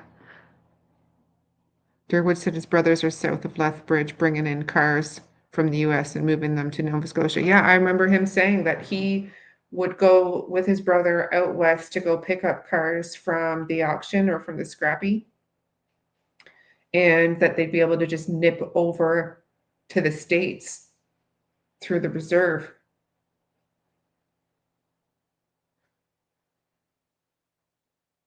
I mean,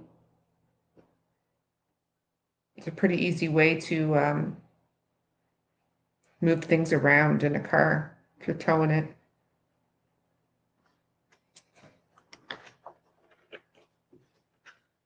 And it was also his brother that he said that was the one that was staying at Patty's and not him. He was pretty upset when I did that video. I took it down because I don't want to put out bullcrap.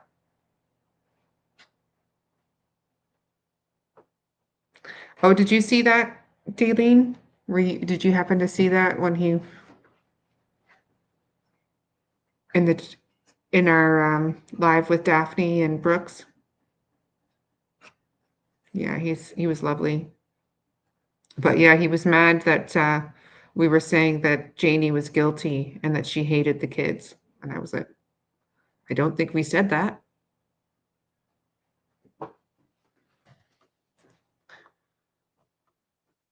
But yes, it bothers me daily. And this is one thing that does bother me. And maybe you can sort of look into it, is that he did meet Belinda. He admitted to meeting Belinda at Patty's at one point. So when was that? And were the children there? Because that means he did meet the children.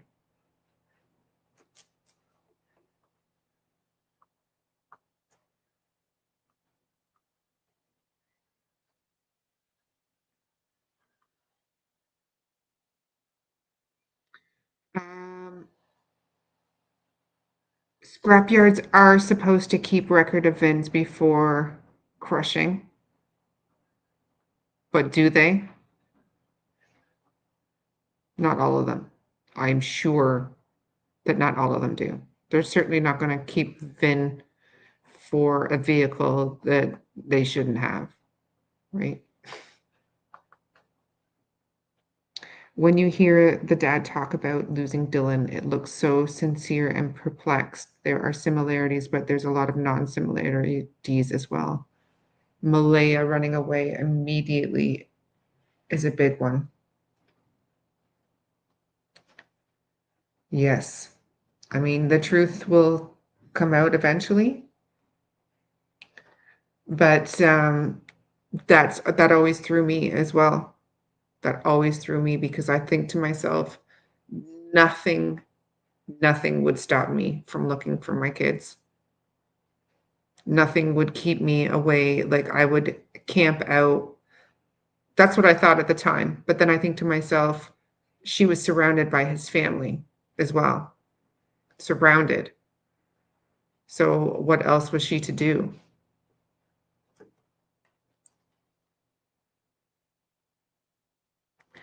Hang on a second.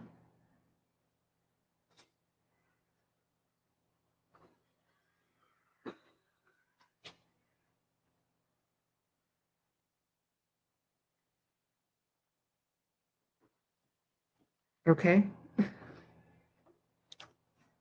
I've got your message. Yes, I know all of Durwood's brothers' names. Durwood also said he heard Durwood? No. Durwood also said he heard Lily scream and said, I thought it was cute, the little bugger.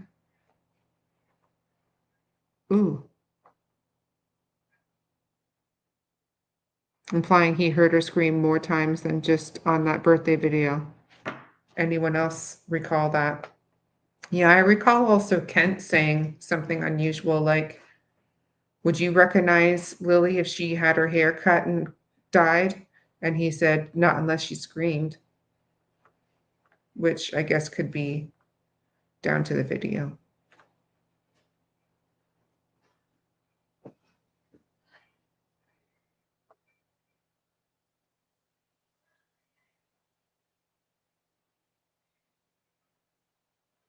Yeah, Daleen, that was one thing that bothered me. He was so adamant about saying Jamie's innocent and you're saying she's guilty. And my question to him was, how do you know if she's innocent if you weren't there? Because I don't know. I don't know who's innocent and who's guilty because I wasn't there. So if he wasn't there, how does he know that she's innocent?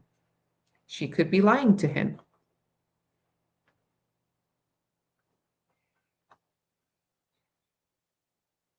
Smarty one. Did the missing car that Wong heard go up in flames at Corbett's fire? Dunno.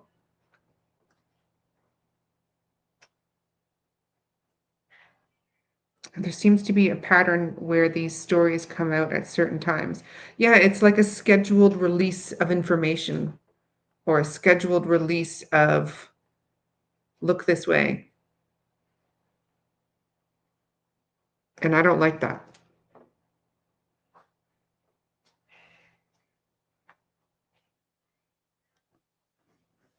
Yes, the fire was in June.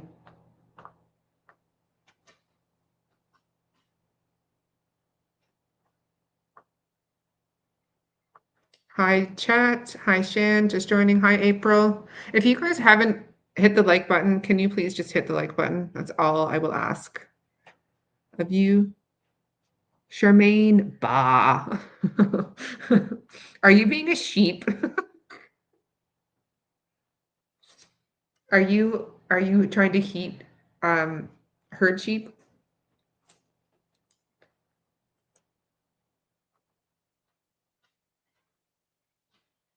How does he know anyone's innocence? Even if he does, he obviously knows who's guilty then. Yeah, that was one thing. Did you notice that he was emphatic that Janie was innocent, but he didn't say the Mackenzies are innocent or that Janie and Daniel are innocent. He just said Janie that time. Could be nothing.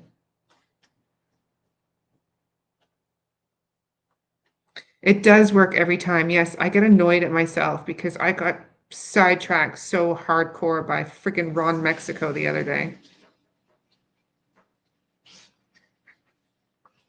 I just gotta not get sidetracked by things, which I'm doing now. I'm just like talking to you guys and talking to the chat and not really going over what the similarities were, but I think we did touch on that earlier.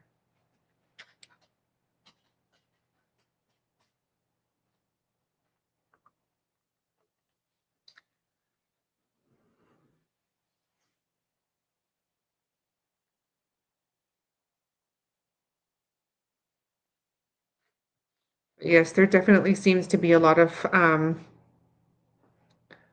players that have come into this case, um, and determining why is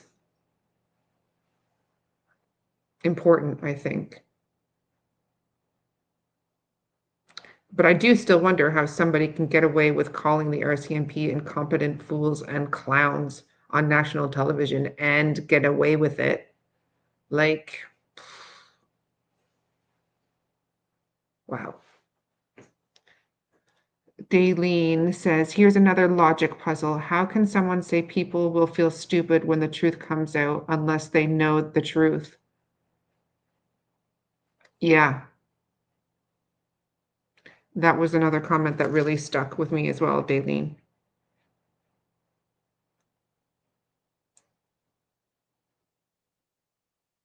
Yeah. I I struggled with that comment as well. I've struggled with a lot of comments. And I have spent a lot of time lurking in the shadows and not commenting on a lot of channels because not everybody agrees with my opinion. And that's fine because we all should have different opinions because we're all different people.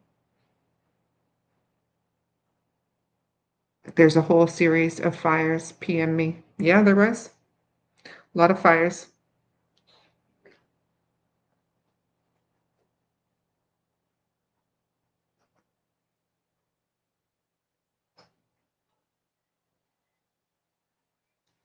Yeah, there was some pretty interesting comments that came out back in the day. Early days. when nobody was really looking.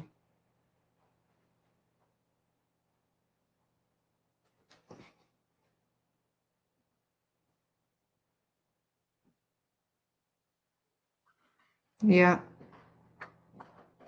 they probably were.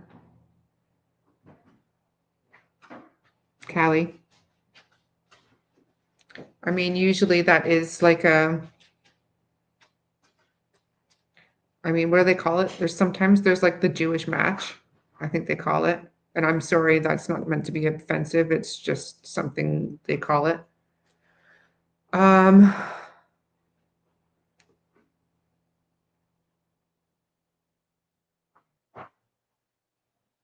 um, I don't know, Daleen, if they all have a salvage yard together, but I know that they're all in the business of car salvage, and they all have had meetings together.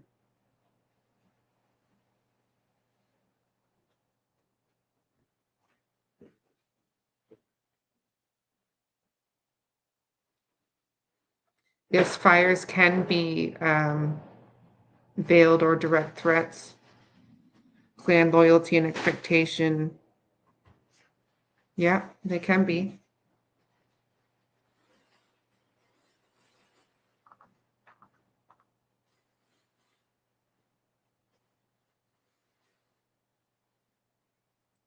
I know where it is, Daleen. Clutch showed it one night.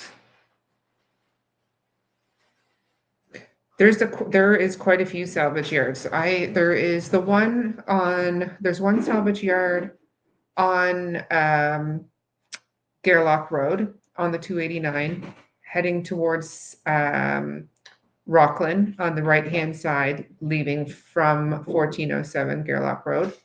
And it was owned by, I want to say, McKay Towing and Salvage.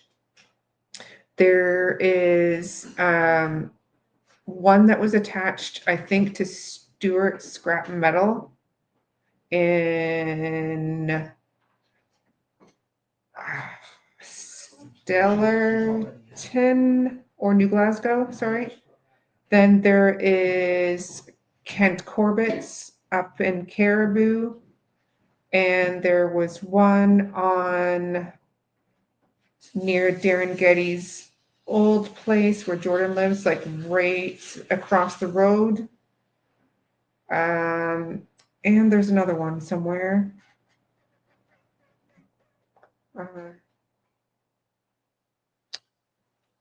There's another one somewhere. It'll come to me. Then obviously there's a few in Truro. There's McNutt's, just outside of Truro. And there was one, believe it or not, do you remember the story of when little Jack went walkies when they were living at Patty's?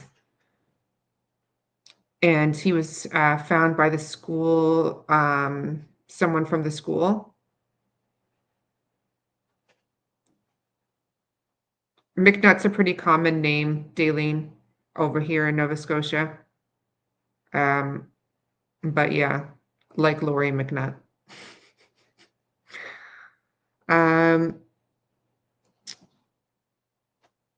So yes, so where Jack went missing when he walked off behind Patty and Bible Hill, yes. There's a scrapyard behind there. I was trying to figure out who owned that one. It was like Atlantic, what was it? Atlantic Auto Parts. They had a massive scrapyard in behind there. And then Mackenzie Tow, I think they've got a big yard somewhere too. Mackenzie Towing.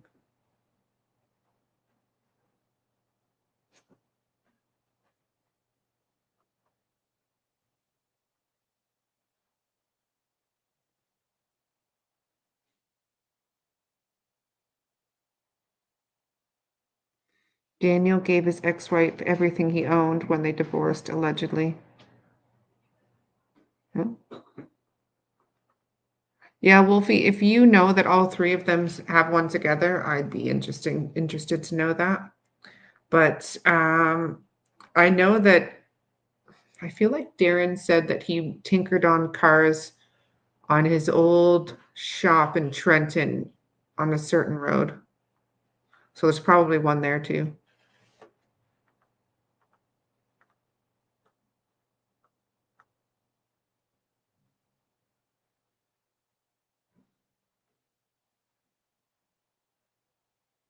Subway Bottle Exchange, Bible Hill, and Ross Junkyard near Victoria Park. Verhagen's also buy scrap cars and will come to your place and pick them up. Verhagen's, that's who cleaned up Kent's yard after the fire.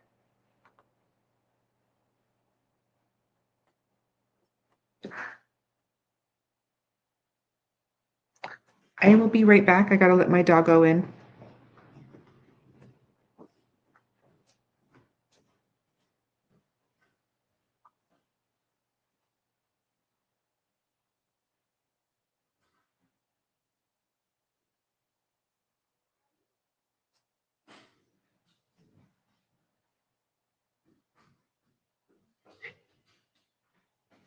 Okay.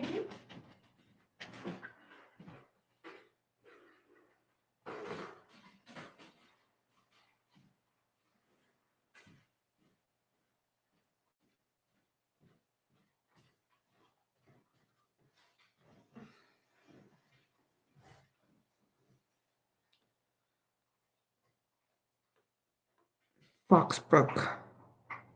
I don't know what that is. That another one, Charmaine? Daniel had nothing to give. Give me a break.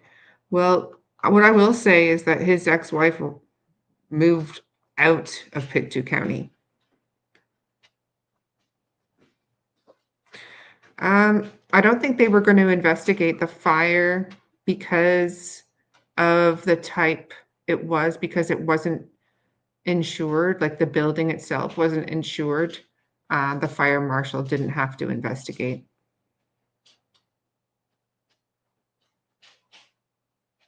And the cars were insured in some other way. I'm not sure.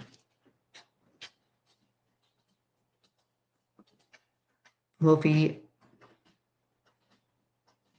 Yeah, that was kind of something I thought. I'm not going to say it out loud, but I kind of thought that as well. And what if she got a phone call to tell her that something was positive? Oh, yes. Sorry, Charmaine. Yes. Yes. Yeah. I have them on the map. And yeah, I will. I'm looking into another case at the moment, Charmaine. And yeah, yeah, I'll talk to you after. There's a lot of coincidences, but they are regretting not investigating now. I wonder. Kent doesn't seem worried though.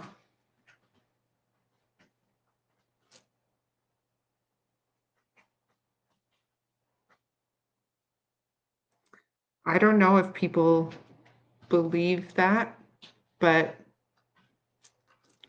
the thing is, like, it was quite a while ago now, so it was June, and all that stuff would have been hauled away by Verhagen.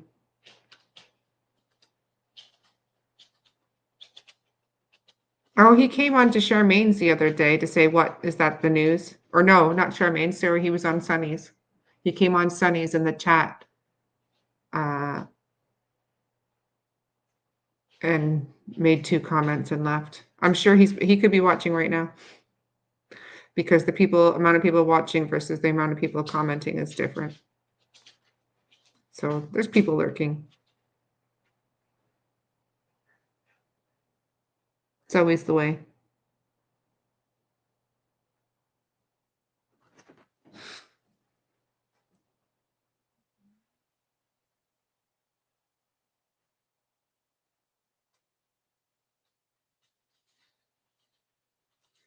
Yeah, but then that looks guilty though, doesn't it, Damien? So maybe you wouldn't, right?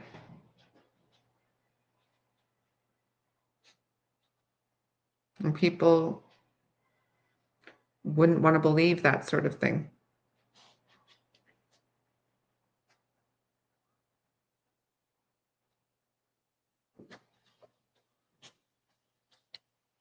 Oh, was it Charmaine's?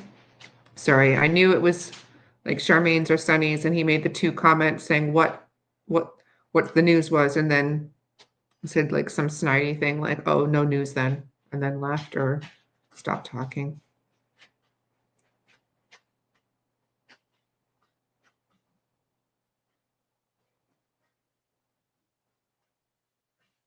Kent, Charmaine, Kent was in your chat, I guess. I don't think it was. I don't think it was.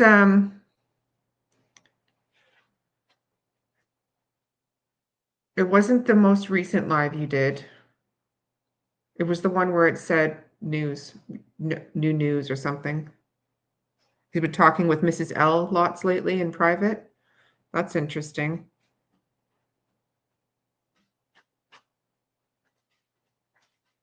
Because I have theories on who Mrs. L is. She was Layla before. Layla 25. Now she's Mrs. L.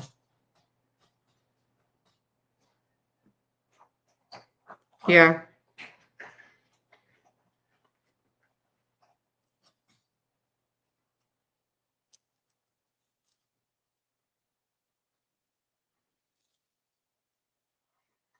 I don't know why Kent is butthurt in the first place, but I found it rather suspicious. I don't know what happened. He was on Sunny's all the time, and then he sort of was going on Brooks for a bit, and then I heard he was on Dago. He's been doing Dago as well. Do you guys know Dago? Apparently he was doing some like hours long. I've been trying to find it. So if anybody has it, email it to me because I'd love to hear it.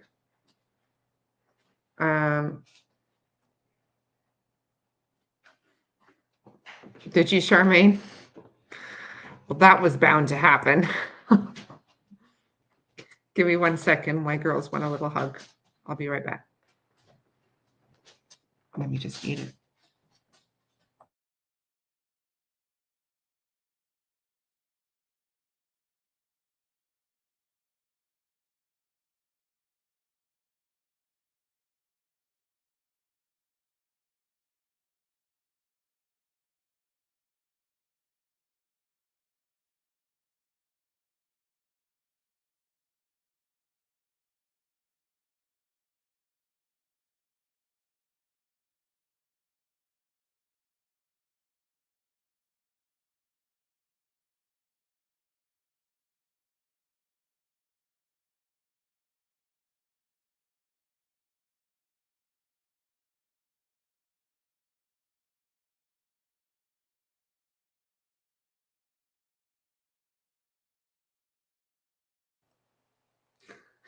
She just said, "Why did you say that to everyone? What if someone from my school is watching?"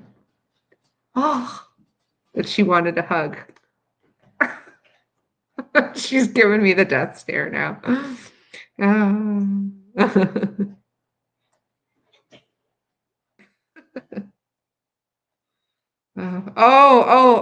Okay. Wolfie, you guys, hold on. I actually created something, Wolfie, along those lines, and now I've got to share it. Hang on. You're going to love it. You guys are going to love it. Some of you will, not everyone. Okay, so how am I going to send this to myself? This was just something that I sent, that I sent to Daphne's case files, but because we send each other some pretty cool stuff, but I'll share it with you guys. Give me a sec. Messenger to myself. And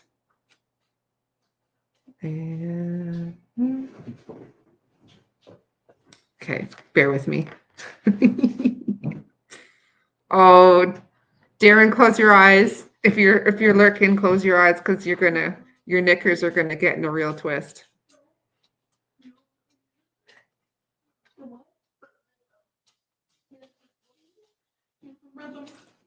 You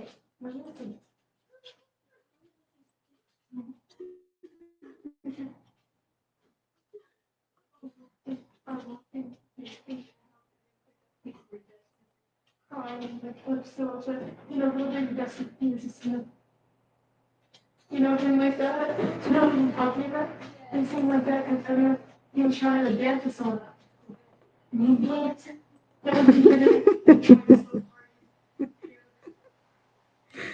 Oh dear. I'm feeling rather childish.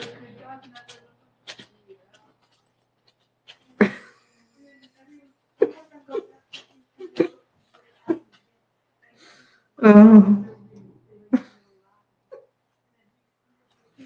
sorry. I think it's funny. Which one do you want to be? Durwood, I feel, is the one on the right.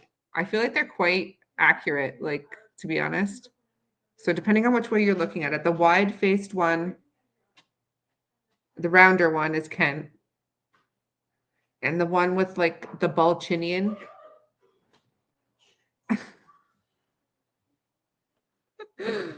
Oh God.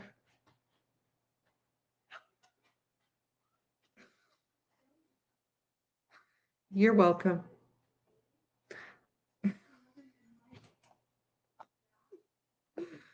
Oh dear. Now you can call me an idiot.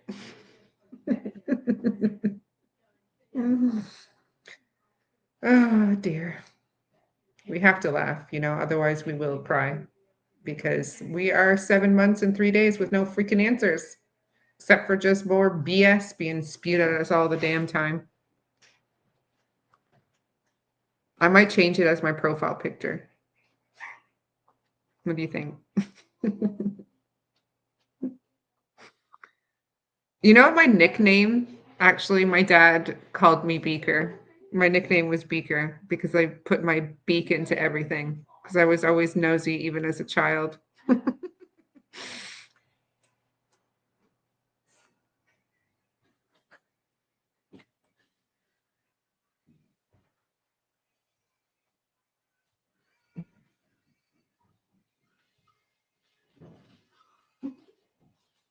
Damien says, I want to know the motivation for telling stories. I'm going to actually, because Charmaine's been up on the screen for like an hour, so I'm going to just switch her over to, switch it over to Damien. How do we do that?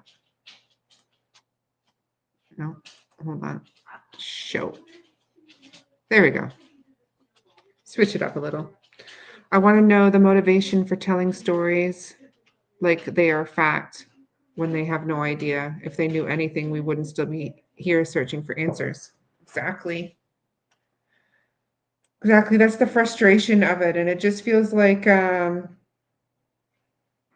know it's wild. I'm sorry, Charmaine. I just realized I was like, maybe I should change that. So you can't see everyone that's in your room? I don't think so. I think I can only see those that are participating in chat, unless I'm missing something. But I'm pretty sure that you could only just see who, like I could put it as like subscribers only.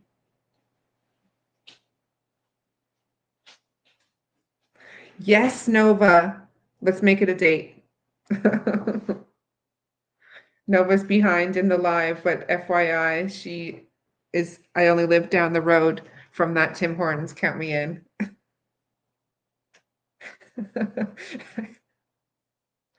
Yeah, the best conversations happen at Tim Hortons. If you want to hear what's going on, go to Tim Hortons. Because them ladies, you know who's worse than the ladies? People always like insinuate that women gossip. I'll tell you what, them men that shop talk, they gossip more than the ladies. Absolutely. Well, I hope Nova like catches up in chat because I into the live because I'd love oh no, she forwarded, right? See, she agrees. She knows. It's a thing. No comment, Damien says, right? Because you know. Because you know. Yeah. Yeah, and that's the thing with these men in the car shops as well. Like anyone in the automotive industry, the what does my Rick call them? Sweaty hand merchants or used car salesmen. Like they have this way about the way they talk. They're so used to like BSing that it just comes so naturally. Oh, hell no. What, Wolfie? What did I say?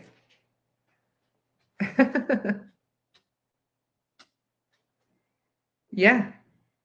Men are always spilling the tea. Definitely. Worse than me.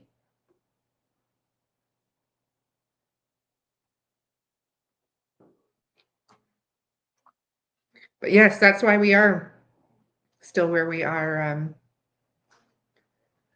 Damien, because this case is so messed up. It should have been, like Daniel said, solved on day one.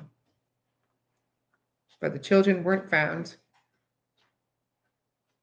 And now we are being led to believe that were taken by Haley and are hidden on a reserve somewhere, maybe even in the United States. What Tim's? We need to set up a schedule and make sure someone's there every day. I'm going to go with the one closest to Stellarton.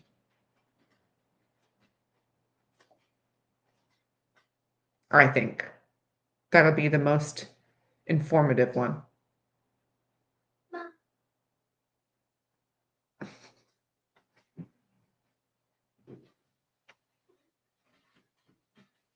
Holy, we've already been on for 2 hours and 17 minutes.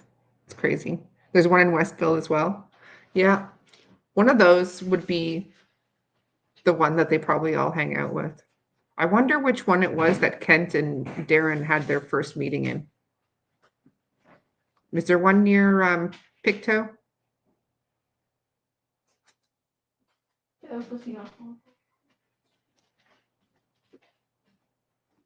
There's one on every town, though, isn't there? Sometimes there's like 3 in every town.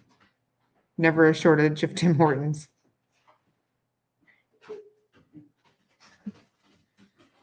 Dealing, the saddest part of all this for me,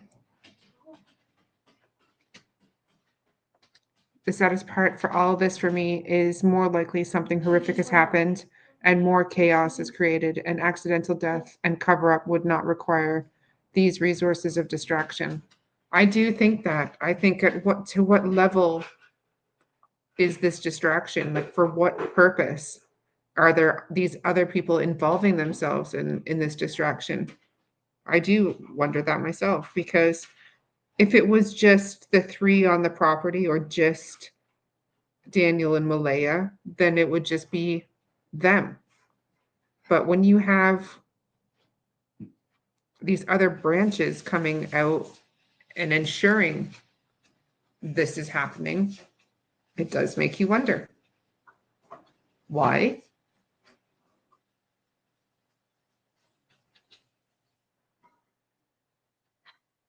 It does make you wonder why. Because Occam's razor, right? That's the most likely what happened was something terrible. And why are all these people out there so adamant to distract from that? I just don't understand it. Do you guys want to go over the map quickly? See if you guys want to insert any areas that should have been searched. I mean, the children have to be somewhere, right? No matter what, they're somewhere. So they, statistically speaking, are likely within a 20-mile or 30-kilometer radius, above or below ground. And dogs are not Superman. They do make mistakes. They aren't perfect. They could have missed something.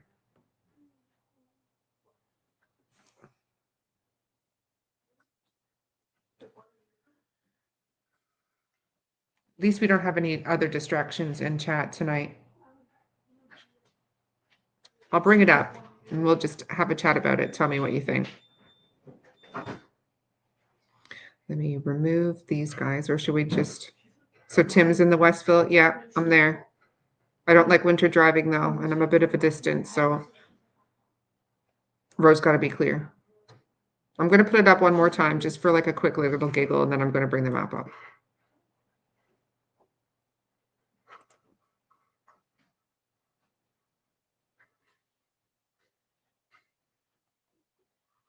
Okay.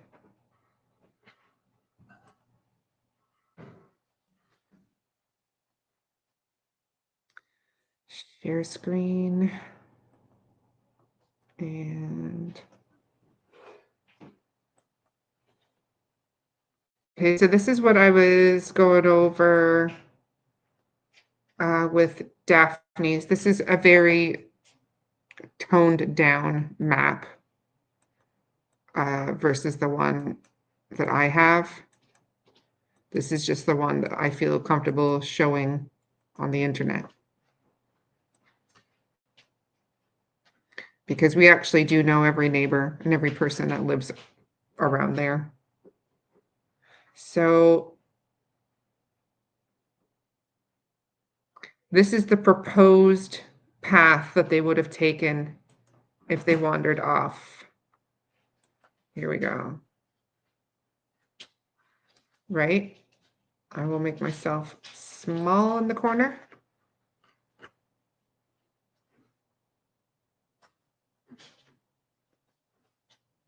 Did I miss anything? Bye, Alan.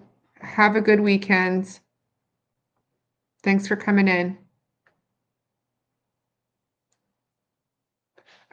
That's true. I can think of 3 cases I was involved in where the dogs didn't have a find, where the person was found later. Sometimes it does happen. It does. It does.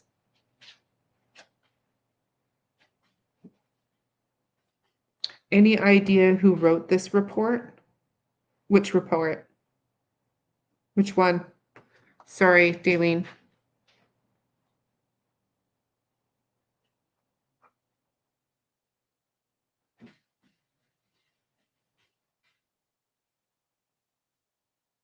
How do I remove that?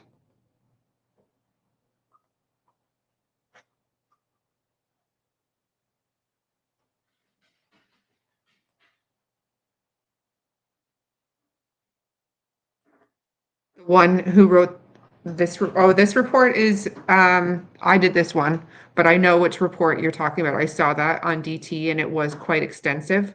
I don't know who wrote it. I don't know who wrote it, but I saw the tentative path that they would have taken a few months ago when he did his interview with Daniel, and they came out with where the boot prints were on the pipeline. So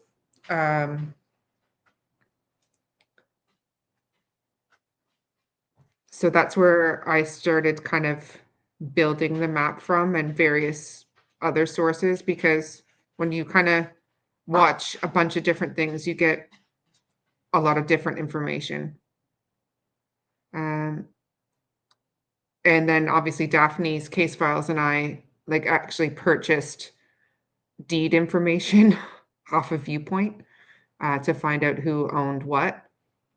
So just to verify. So can you guys see that okay? So I'm gonna go put it on the big screen. And so this is the trailer. So presumably, if we're going with the wandered off theory, it is thought that they traveled down Gairloch Road to Lansdowne, past the Black House, which is here, the Getty's house. And then there is a house on the corner here that has children and 2 adults in it. There's a trailer here. And then this house here was for sale, but not anymore. So it would take approximately 20 minutes for them to walk from the trailer to Gairloch Road. And that is if they were walking at a steady pace with purpose. It is approximately here where Daniel was heard going and turning around in the middle of the night, around between 4 and 5 a.m. by Brad Wong. This is where the blanket was found. And it was presumed that because of where the boot prints were found, that the children would have walked down this path, carried on up here, and then, let me just bring it up a bit, followed through this path to this clearing. And then the clearing finishes, and then we have a area where they would have to travel through a heavily wooded area. So from here through to here, where they wouldn't even be able to see from one side to the other. And I'll just do a quick measurement again. So from this point, oops, don't do that. No, why are you doing that? To here. Now it's saying 0.3, but it was 0.4 kilometers before. So let's say like a quarter of a kilometer. So what would that be like? Let me change that into feet. So like 100 feet roughly that they would have to travel through dense, thick forest.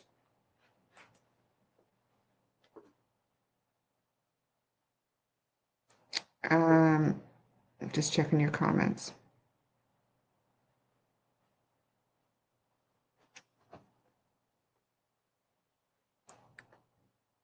Yeah, so if you want to, I'll look at this. So I find it hard to believe that they went 100 feet through a dark, thick, wooded area.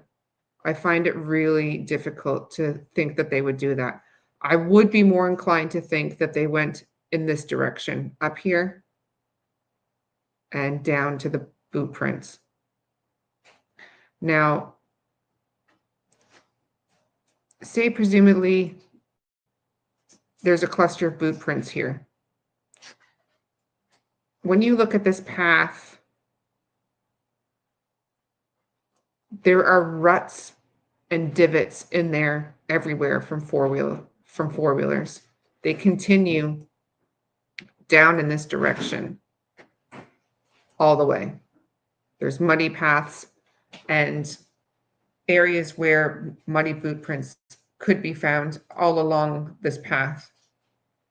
However, at 1 a.m. when the boot prints were discovered, there was none. It was a cluster or a clump, and no further prints were found. Now, when they came and did the more extensive searches, they did search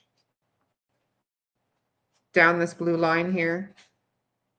So this is in this gap here between this dot where the boots was found to this corner is 3.6 kilometers. And that is a straight trail. And that's presuming that the kids would have followed a straight direction, right?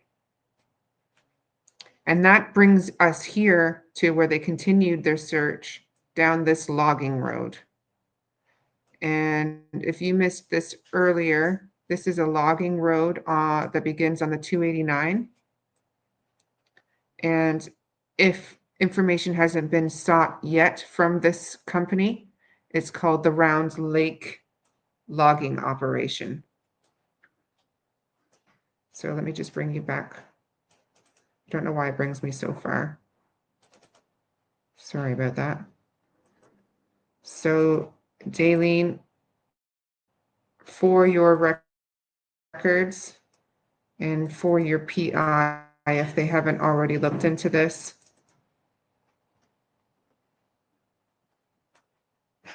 Round Lake, private road, logging operation in progress. So this road leads all the way to the pipeline. But as you can see,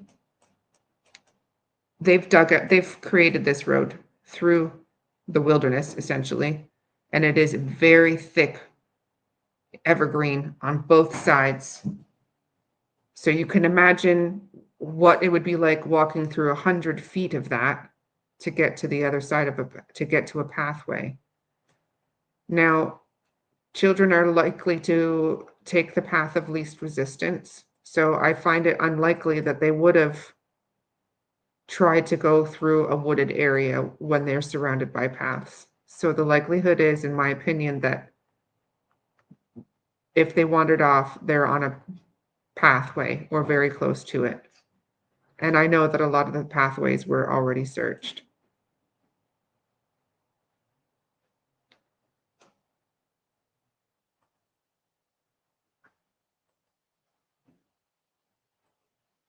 Now, the other option was they went through the backyard, which I don't think either, but you never know. So they could have gone through this area, through the backyard, through to the old road. This is the old road.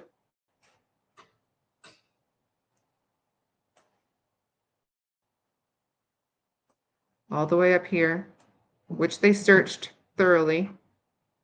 And then I guess they would go through this clearing possibly.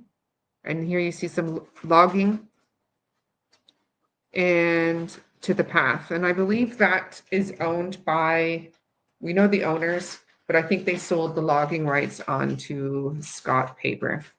So then they could then be on the pathway, cross over the train tracks, which there are obstacles there, and carry on this way down the pathway to where the boot prints were found here. But that wouldn't explain how the blanket got over there. And it doesn't explain why they sought camera footage from way over here. This is Glengarry Station, if you can see that. Here is Glengarry Station. And the one common theme that runs between Lansdowne Station and Glengarry Station is the train tracks. So, does anybody want to look at anything else on the map?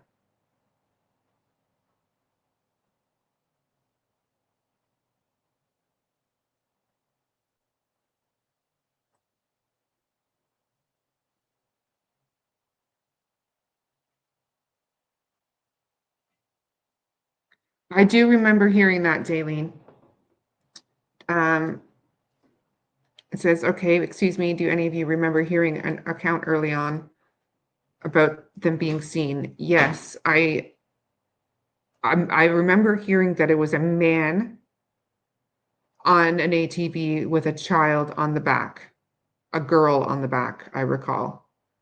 And then it quickly turned into, from what I recall, Daleen, to the bus driver's wife with their child on the back.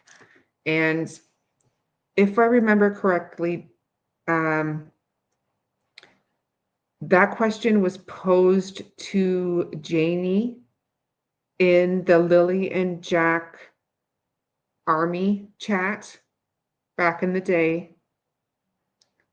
She was asked that question, and I believe that's when it came out that it was apparently the bus driver's wife. Not 100% sure, but I'm pretty sure.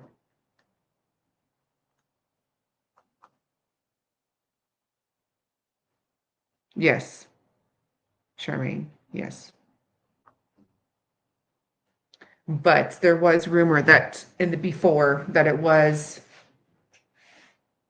um, a male with a girl.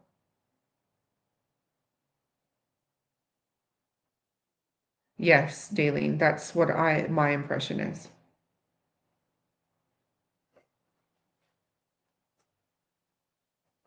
But if you recall also, Janie said she was on the four-wheeler with Justin searching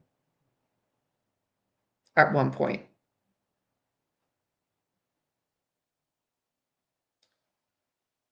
And that's when she ran into the bus driver's wife.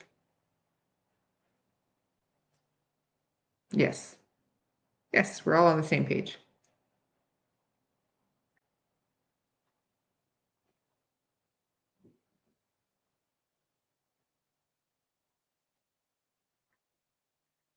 And I'm trying to find out now where the bus driver lived. I think from what I recall, somebody said they have the gated property with something on the gate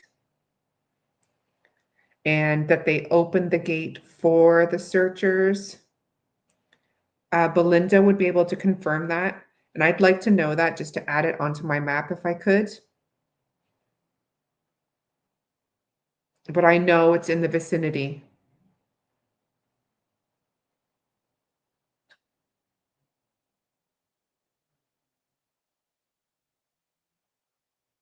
Yes, she did, Daleen, and she also said her brother at one point.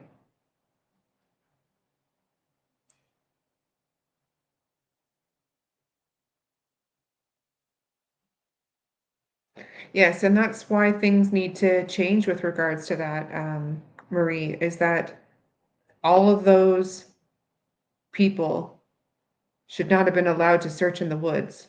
However, the RCMP, the Stellarton RCMP, I believe were under the impression that the children had wandered off into the woods. But each case going forward should be treated as a criminal investigation, in my opinion.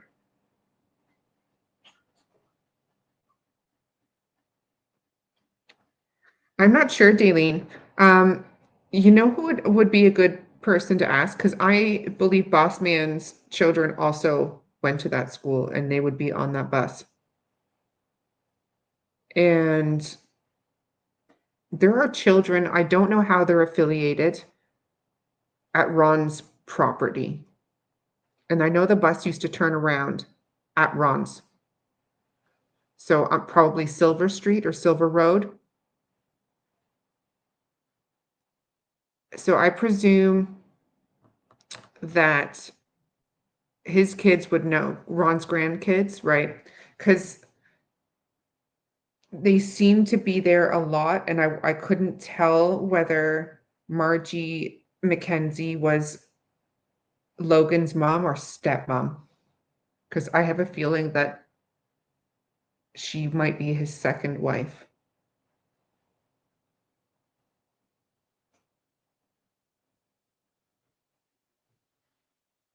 Yeah, so it's possible that Boss Man's children may have been the last. But also there are children that live in that house on the corner of Gairloch and Lansdowne. I don't know how old they are, but there are children that live there. So It would make sense, though, that Boss Man's children would get off and on at the corner there.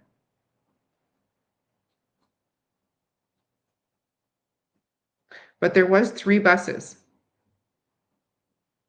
Ron does have the swimming pool, yes.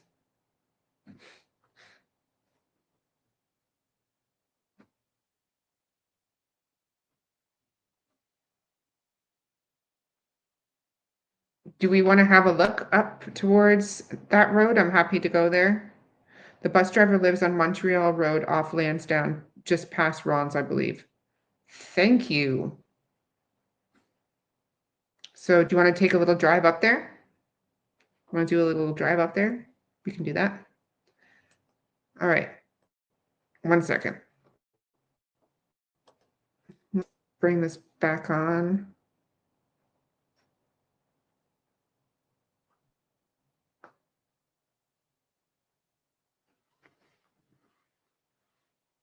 I believe, Daleen, they were for the week. If I'm not mistaken, I believe they were for the week, starting on the Monday.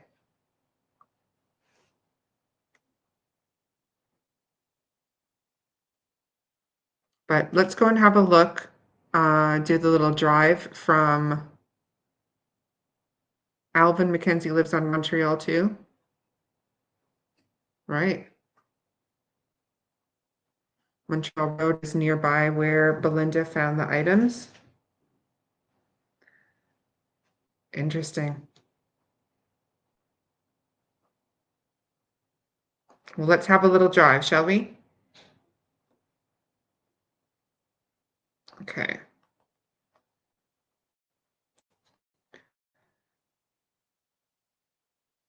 All right. So I have a mark on Montreal Road. Let me just get my bearings here. So this red dot up here represents Montreal Road. So that'll go to there. Okay. Okay, so we have the trailer, Jack and Lily's here. And then we have this corner house. So Boss Man lives here. So that's why I was saying it would make sense that his kids would get on the bus here at this corner, and that there's children that also live in this house here. And we'll head up Lansdowne. This is where the blanket was found. Still heading up Lansdowne. This is where Earl lives. This is where Janie's land is, in between both of theirs. Then we have Ron McKenzie's, where the bus would turn around. So I'm thinking, because this is Silver Road, they would turn around somewhere there. And then we will carry on. So we're running parallel to the, what's it called? Sorry, the railway track. Then we cross over the railway track, carry up Lansdowne, which is then becomes Gordon Summit Road, I believe. And we are really in the middle of nowhere here, folks. Looking for Montreal Road.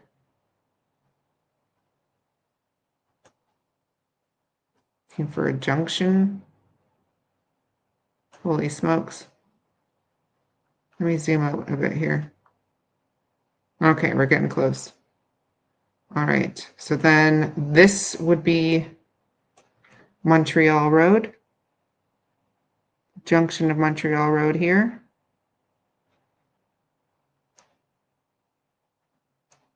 Okay. And not a very populated area. So we have Alvin and the bus driver living somewhere in this area.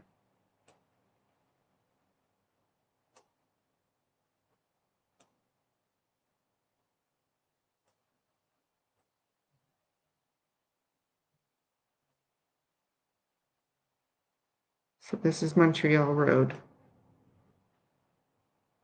And if we carry up Montreal Road, we end up at St. Andrew's Church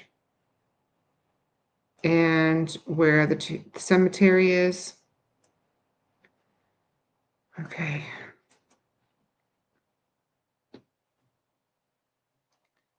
Okay, Montreal Road is where Belinda found the items. Yes. Keep going to, then go right. Okay, yes. Page 29, 30, and 32. Monday, Tuesday, Friday, Thursday, Friday. No records for Thursday night.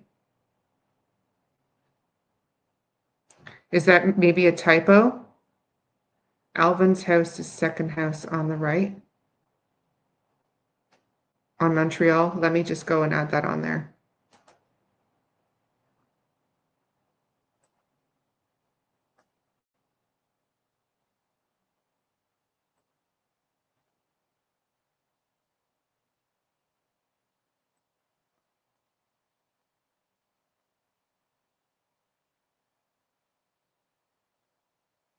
It's a lot of crap on that road. So second house on the right. This is like a driveway with crap on it. So that's not a house. That is got nothing. A whole bunch of down trees. Look at that. That's craziness. Second house on the right. Is this it? Big circle.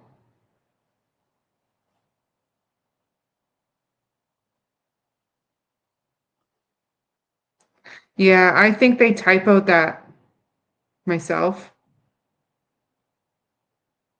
Alvin is the second house. CMBT Jeannie, is the house I have there, is that the right one? St. Andrew's Church is across from where Garlock Brook Falls is. And things were found and lost by RCMP. Okay. I have another map where there was some shirts found.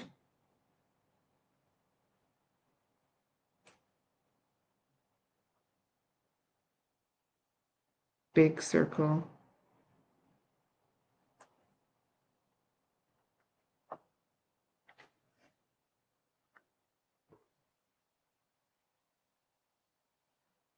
St. Andrew's Church is across from the Garlock Brooks Falls is. Yeah, Daphne's Case Files and I did a lot of digging, and she actually had someone out there doing some videoing of the cemeteries there.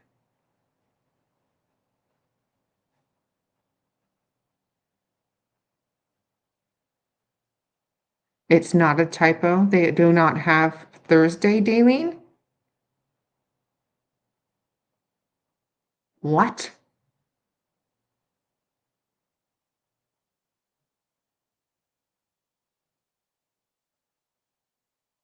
What? Hang on a minute.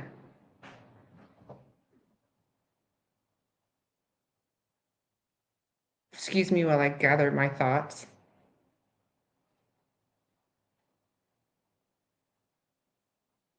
Why would they not have video footage? If you could see my face right now, I'm glad you don't, because I just caught a look of my face on the camera. Why is there no footage on the bus from Thursday?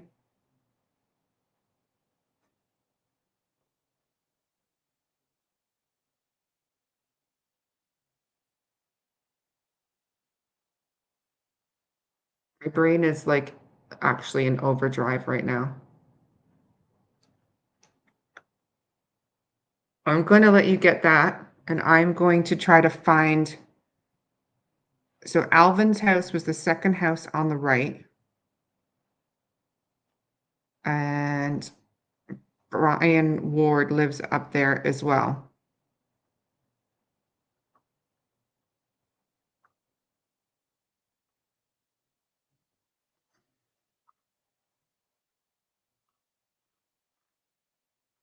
Well, doesn't that just friggin' open a can of worms?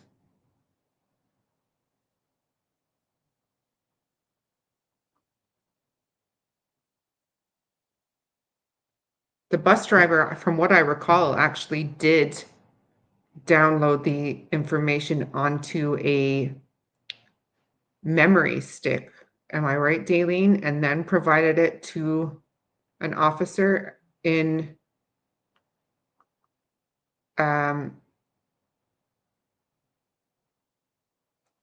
Stellarton?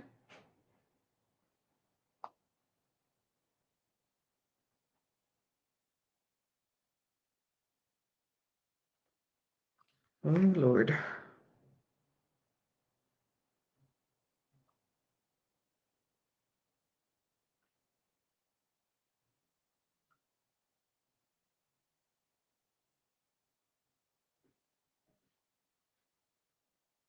Right, I'm going to add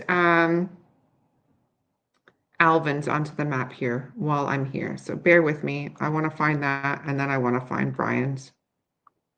Okay, so that's house number 1.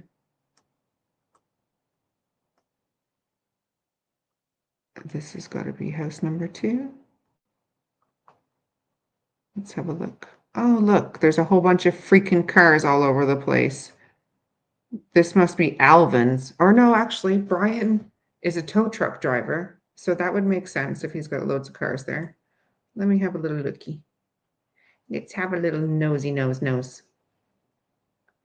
Let's have a little nose. Okay, dirt road. All right. And we have a barn. We have a playhouse. What's it saying on there? Smile, you are on camera. Interesting. I wonder if police got the camera from there. That's cool. Any name on the mailbox? Let's have a little look. So RCMP, if you're watching, did you get camera footage from this person? Would they have gotten no name on the mailbox? What's wrong with you people? Don't you want people to know who lives there? Jeez. Like Martel?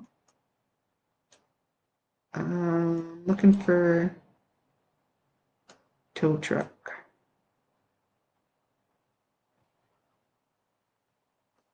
They need a new deck. Let's zoom out and see what I can see here. All right. So I'm going to go and out on the limb and guess this is Alvin's.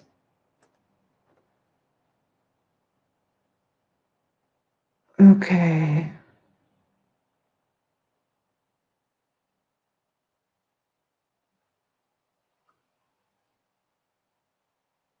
The school district says they have it all, but RCMP only reviewed the other days. Yes, Carrie, I remember that. Yeah. Sarah from our group went out and searched early on her own and sent photos of the things she found. She sent them to Sunny and maybe Charmaine. Yeah, and she did actually get called by the RCMP.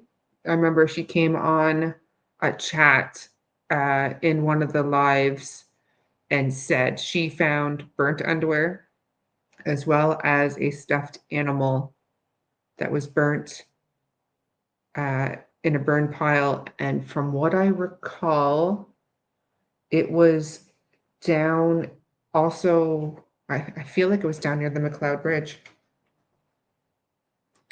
but I can't be 100% sure. And then I did try to ask her some questions about it, but she didn't answer me. She probably thought I was a nutcase. Okay, are you still in the chat, CMBT Jeannie?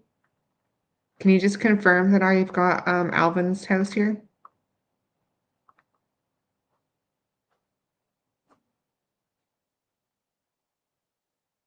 She is a mod for Justin, yeah.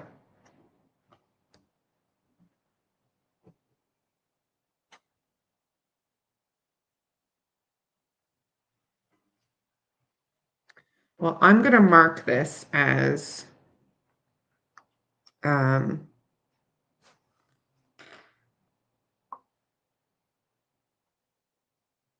Alvin's.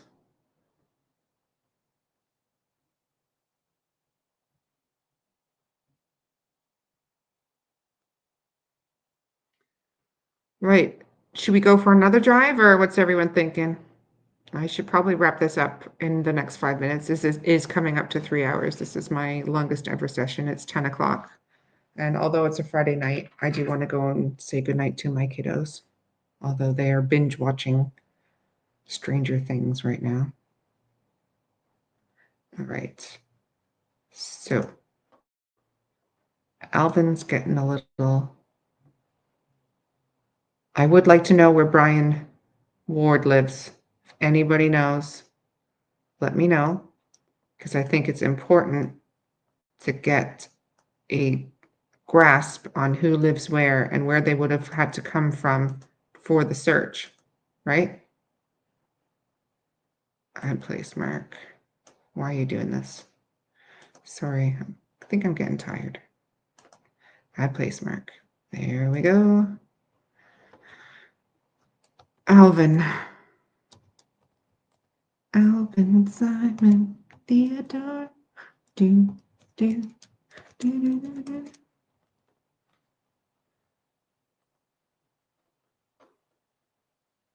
All right. We've got a new place mark.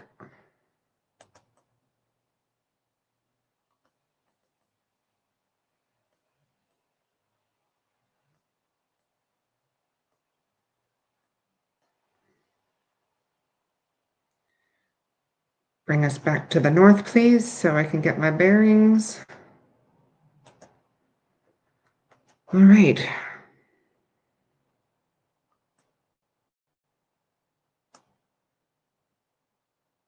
Interesting. Very interesting.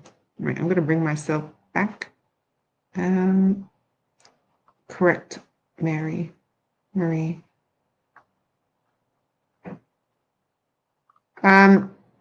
CMBT Jeannie, do you happen to know which place was Brian's?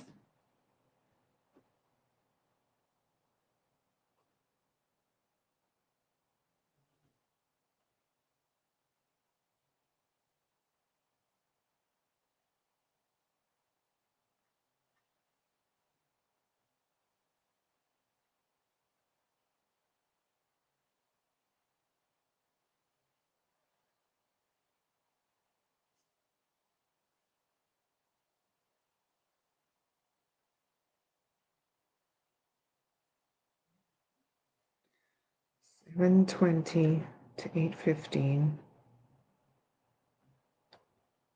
And why are we not? Okay, thank you, Daleen. I got your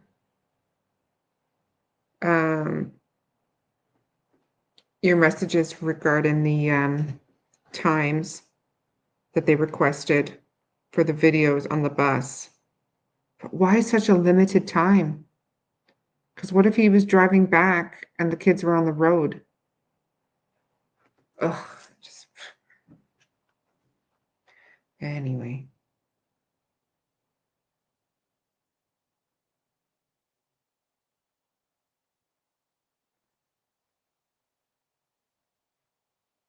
Bye, Coop. Thanks for coming in. Have a good night yourself.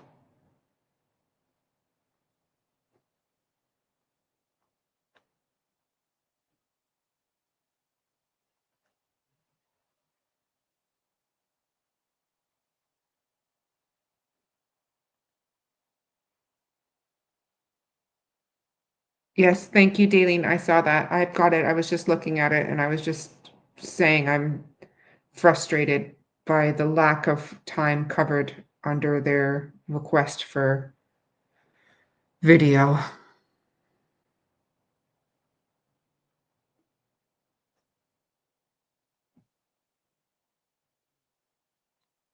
The Star on McLeod Road is by Wayne Mackenzie and Harvey Mackenzie's house, yes.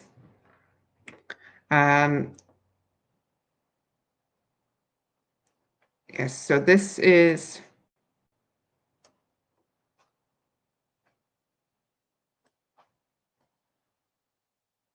right. So just for record, this is Wayne Mackenzie's house.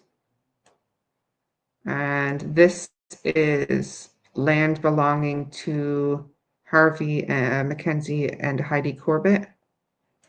And here is the McLeod Bridge. And the star was found around the railing on the bridge.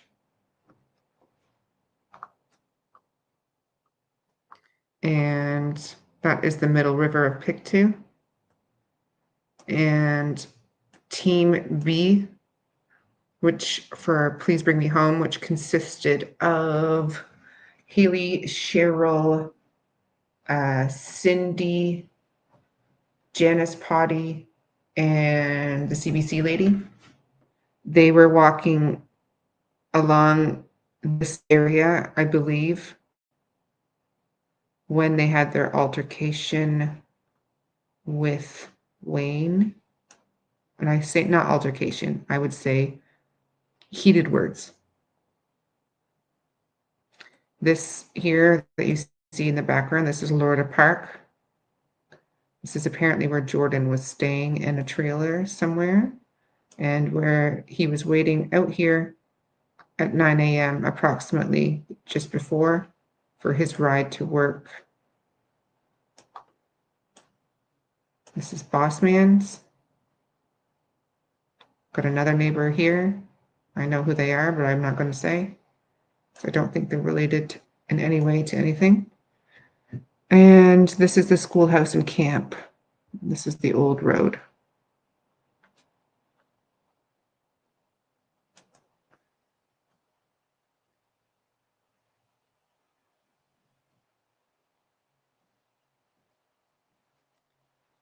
Right. Anybody, anywhere else you guys want to go for a little drive to?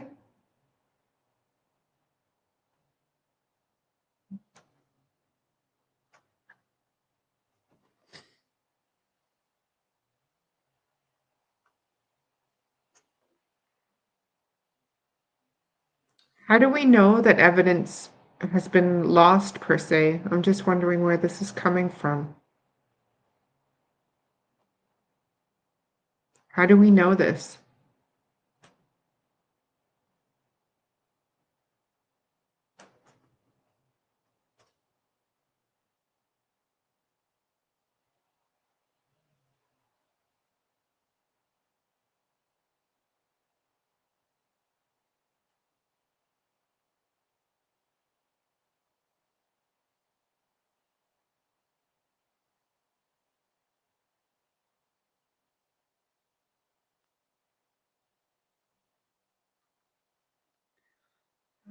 So that leaves me wonder, is that what Sarah burnt later? Oh, and there's a burnt evidence that someone found out about to retrieve.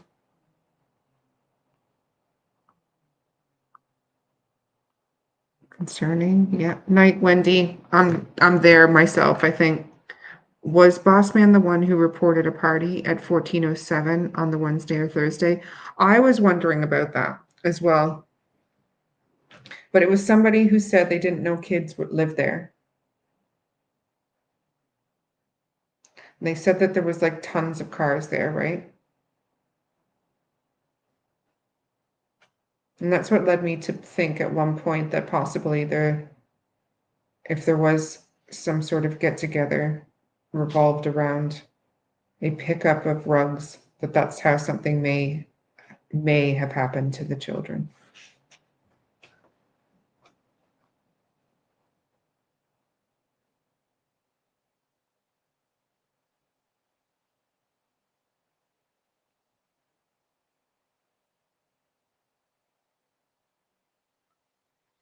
I did hear that as well, Mary Antoinette, about what was. But the thing was, in the beginning, there was a lot of AI videos that came out that were really believable until you realized that they were, until you started really paying attention. So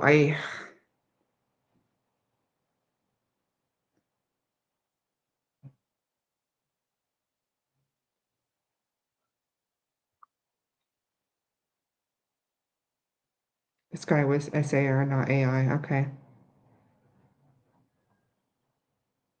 He reported what he found. Okay. Oh, I believe you. Like I said, I do remember hearing it. I just can't remember exactly where I heard that.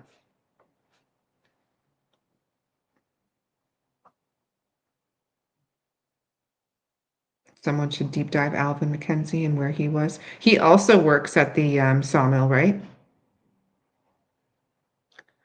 So I believe it was like almost all of them. There was Ron and Alvin, and I wonder why the RCMP went to the sawmill. I'm sure it wasn't related though. Yeah, guys, I think I'm gonna call it a night too. I think that was a lot of deep diving for tonight, and I will go and do some more deep diving on Alvin. He is on my list under the McKenzie family, but I didn't know where he lived.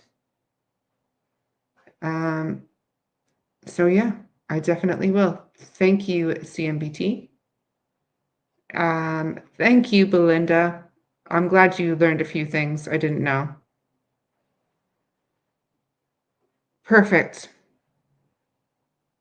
I can, yes, Belinda. I will,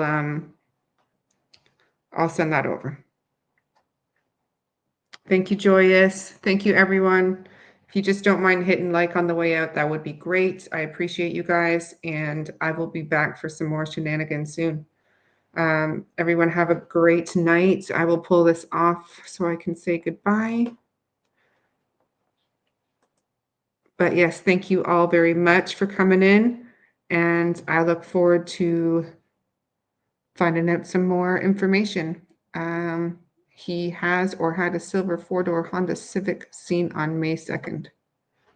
Let's hope that car didn't go walkies as well. Thank you so much. Bye, guys. Have a good night. Linda, I will send the map over to Daleen, okay?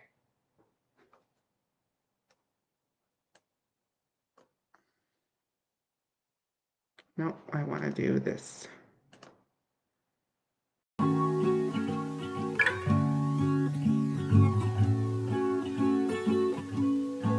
Oh, I don't want this to end.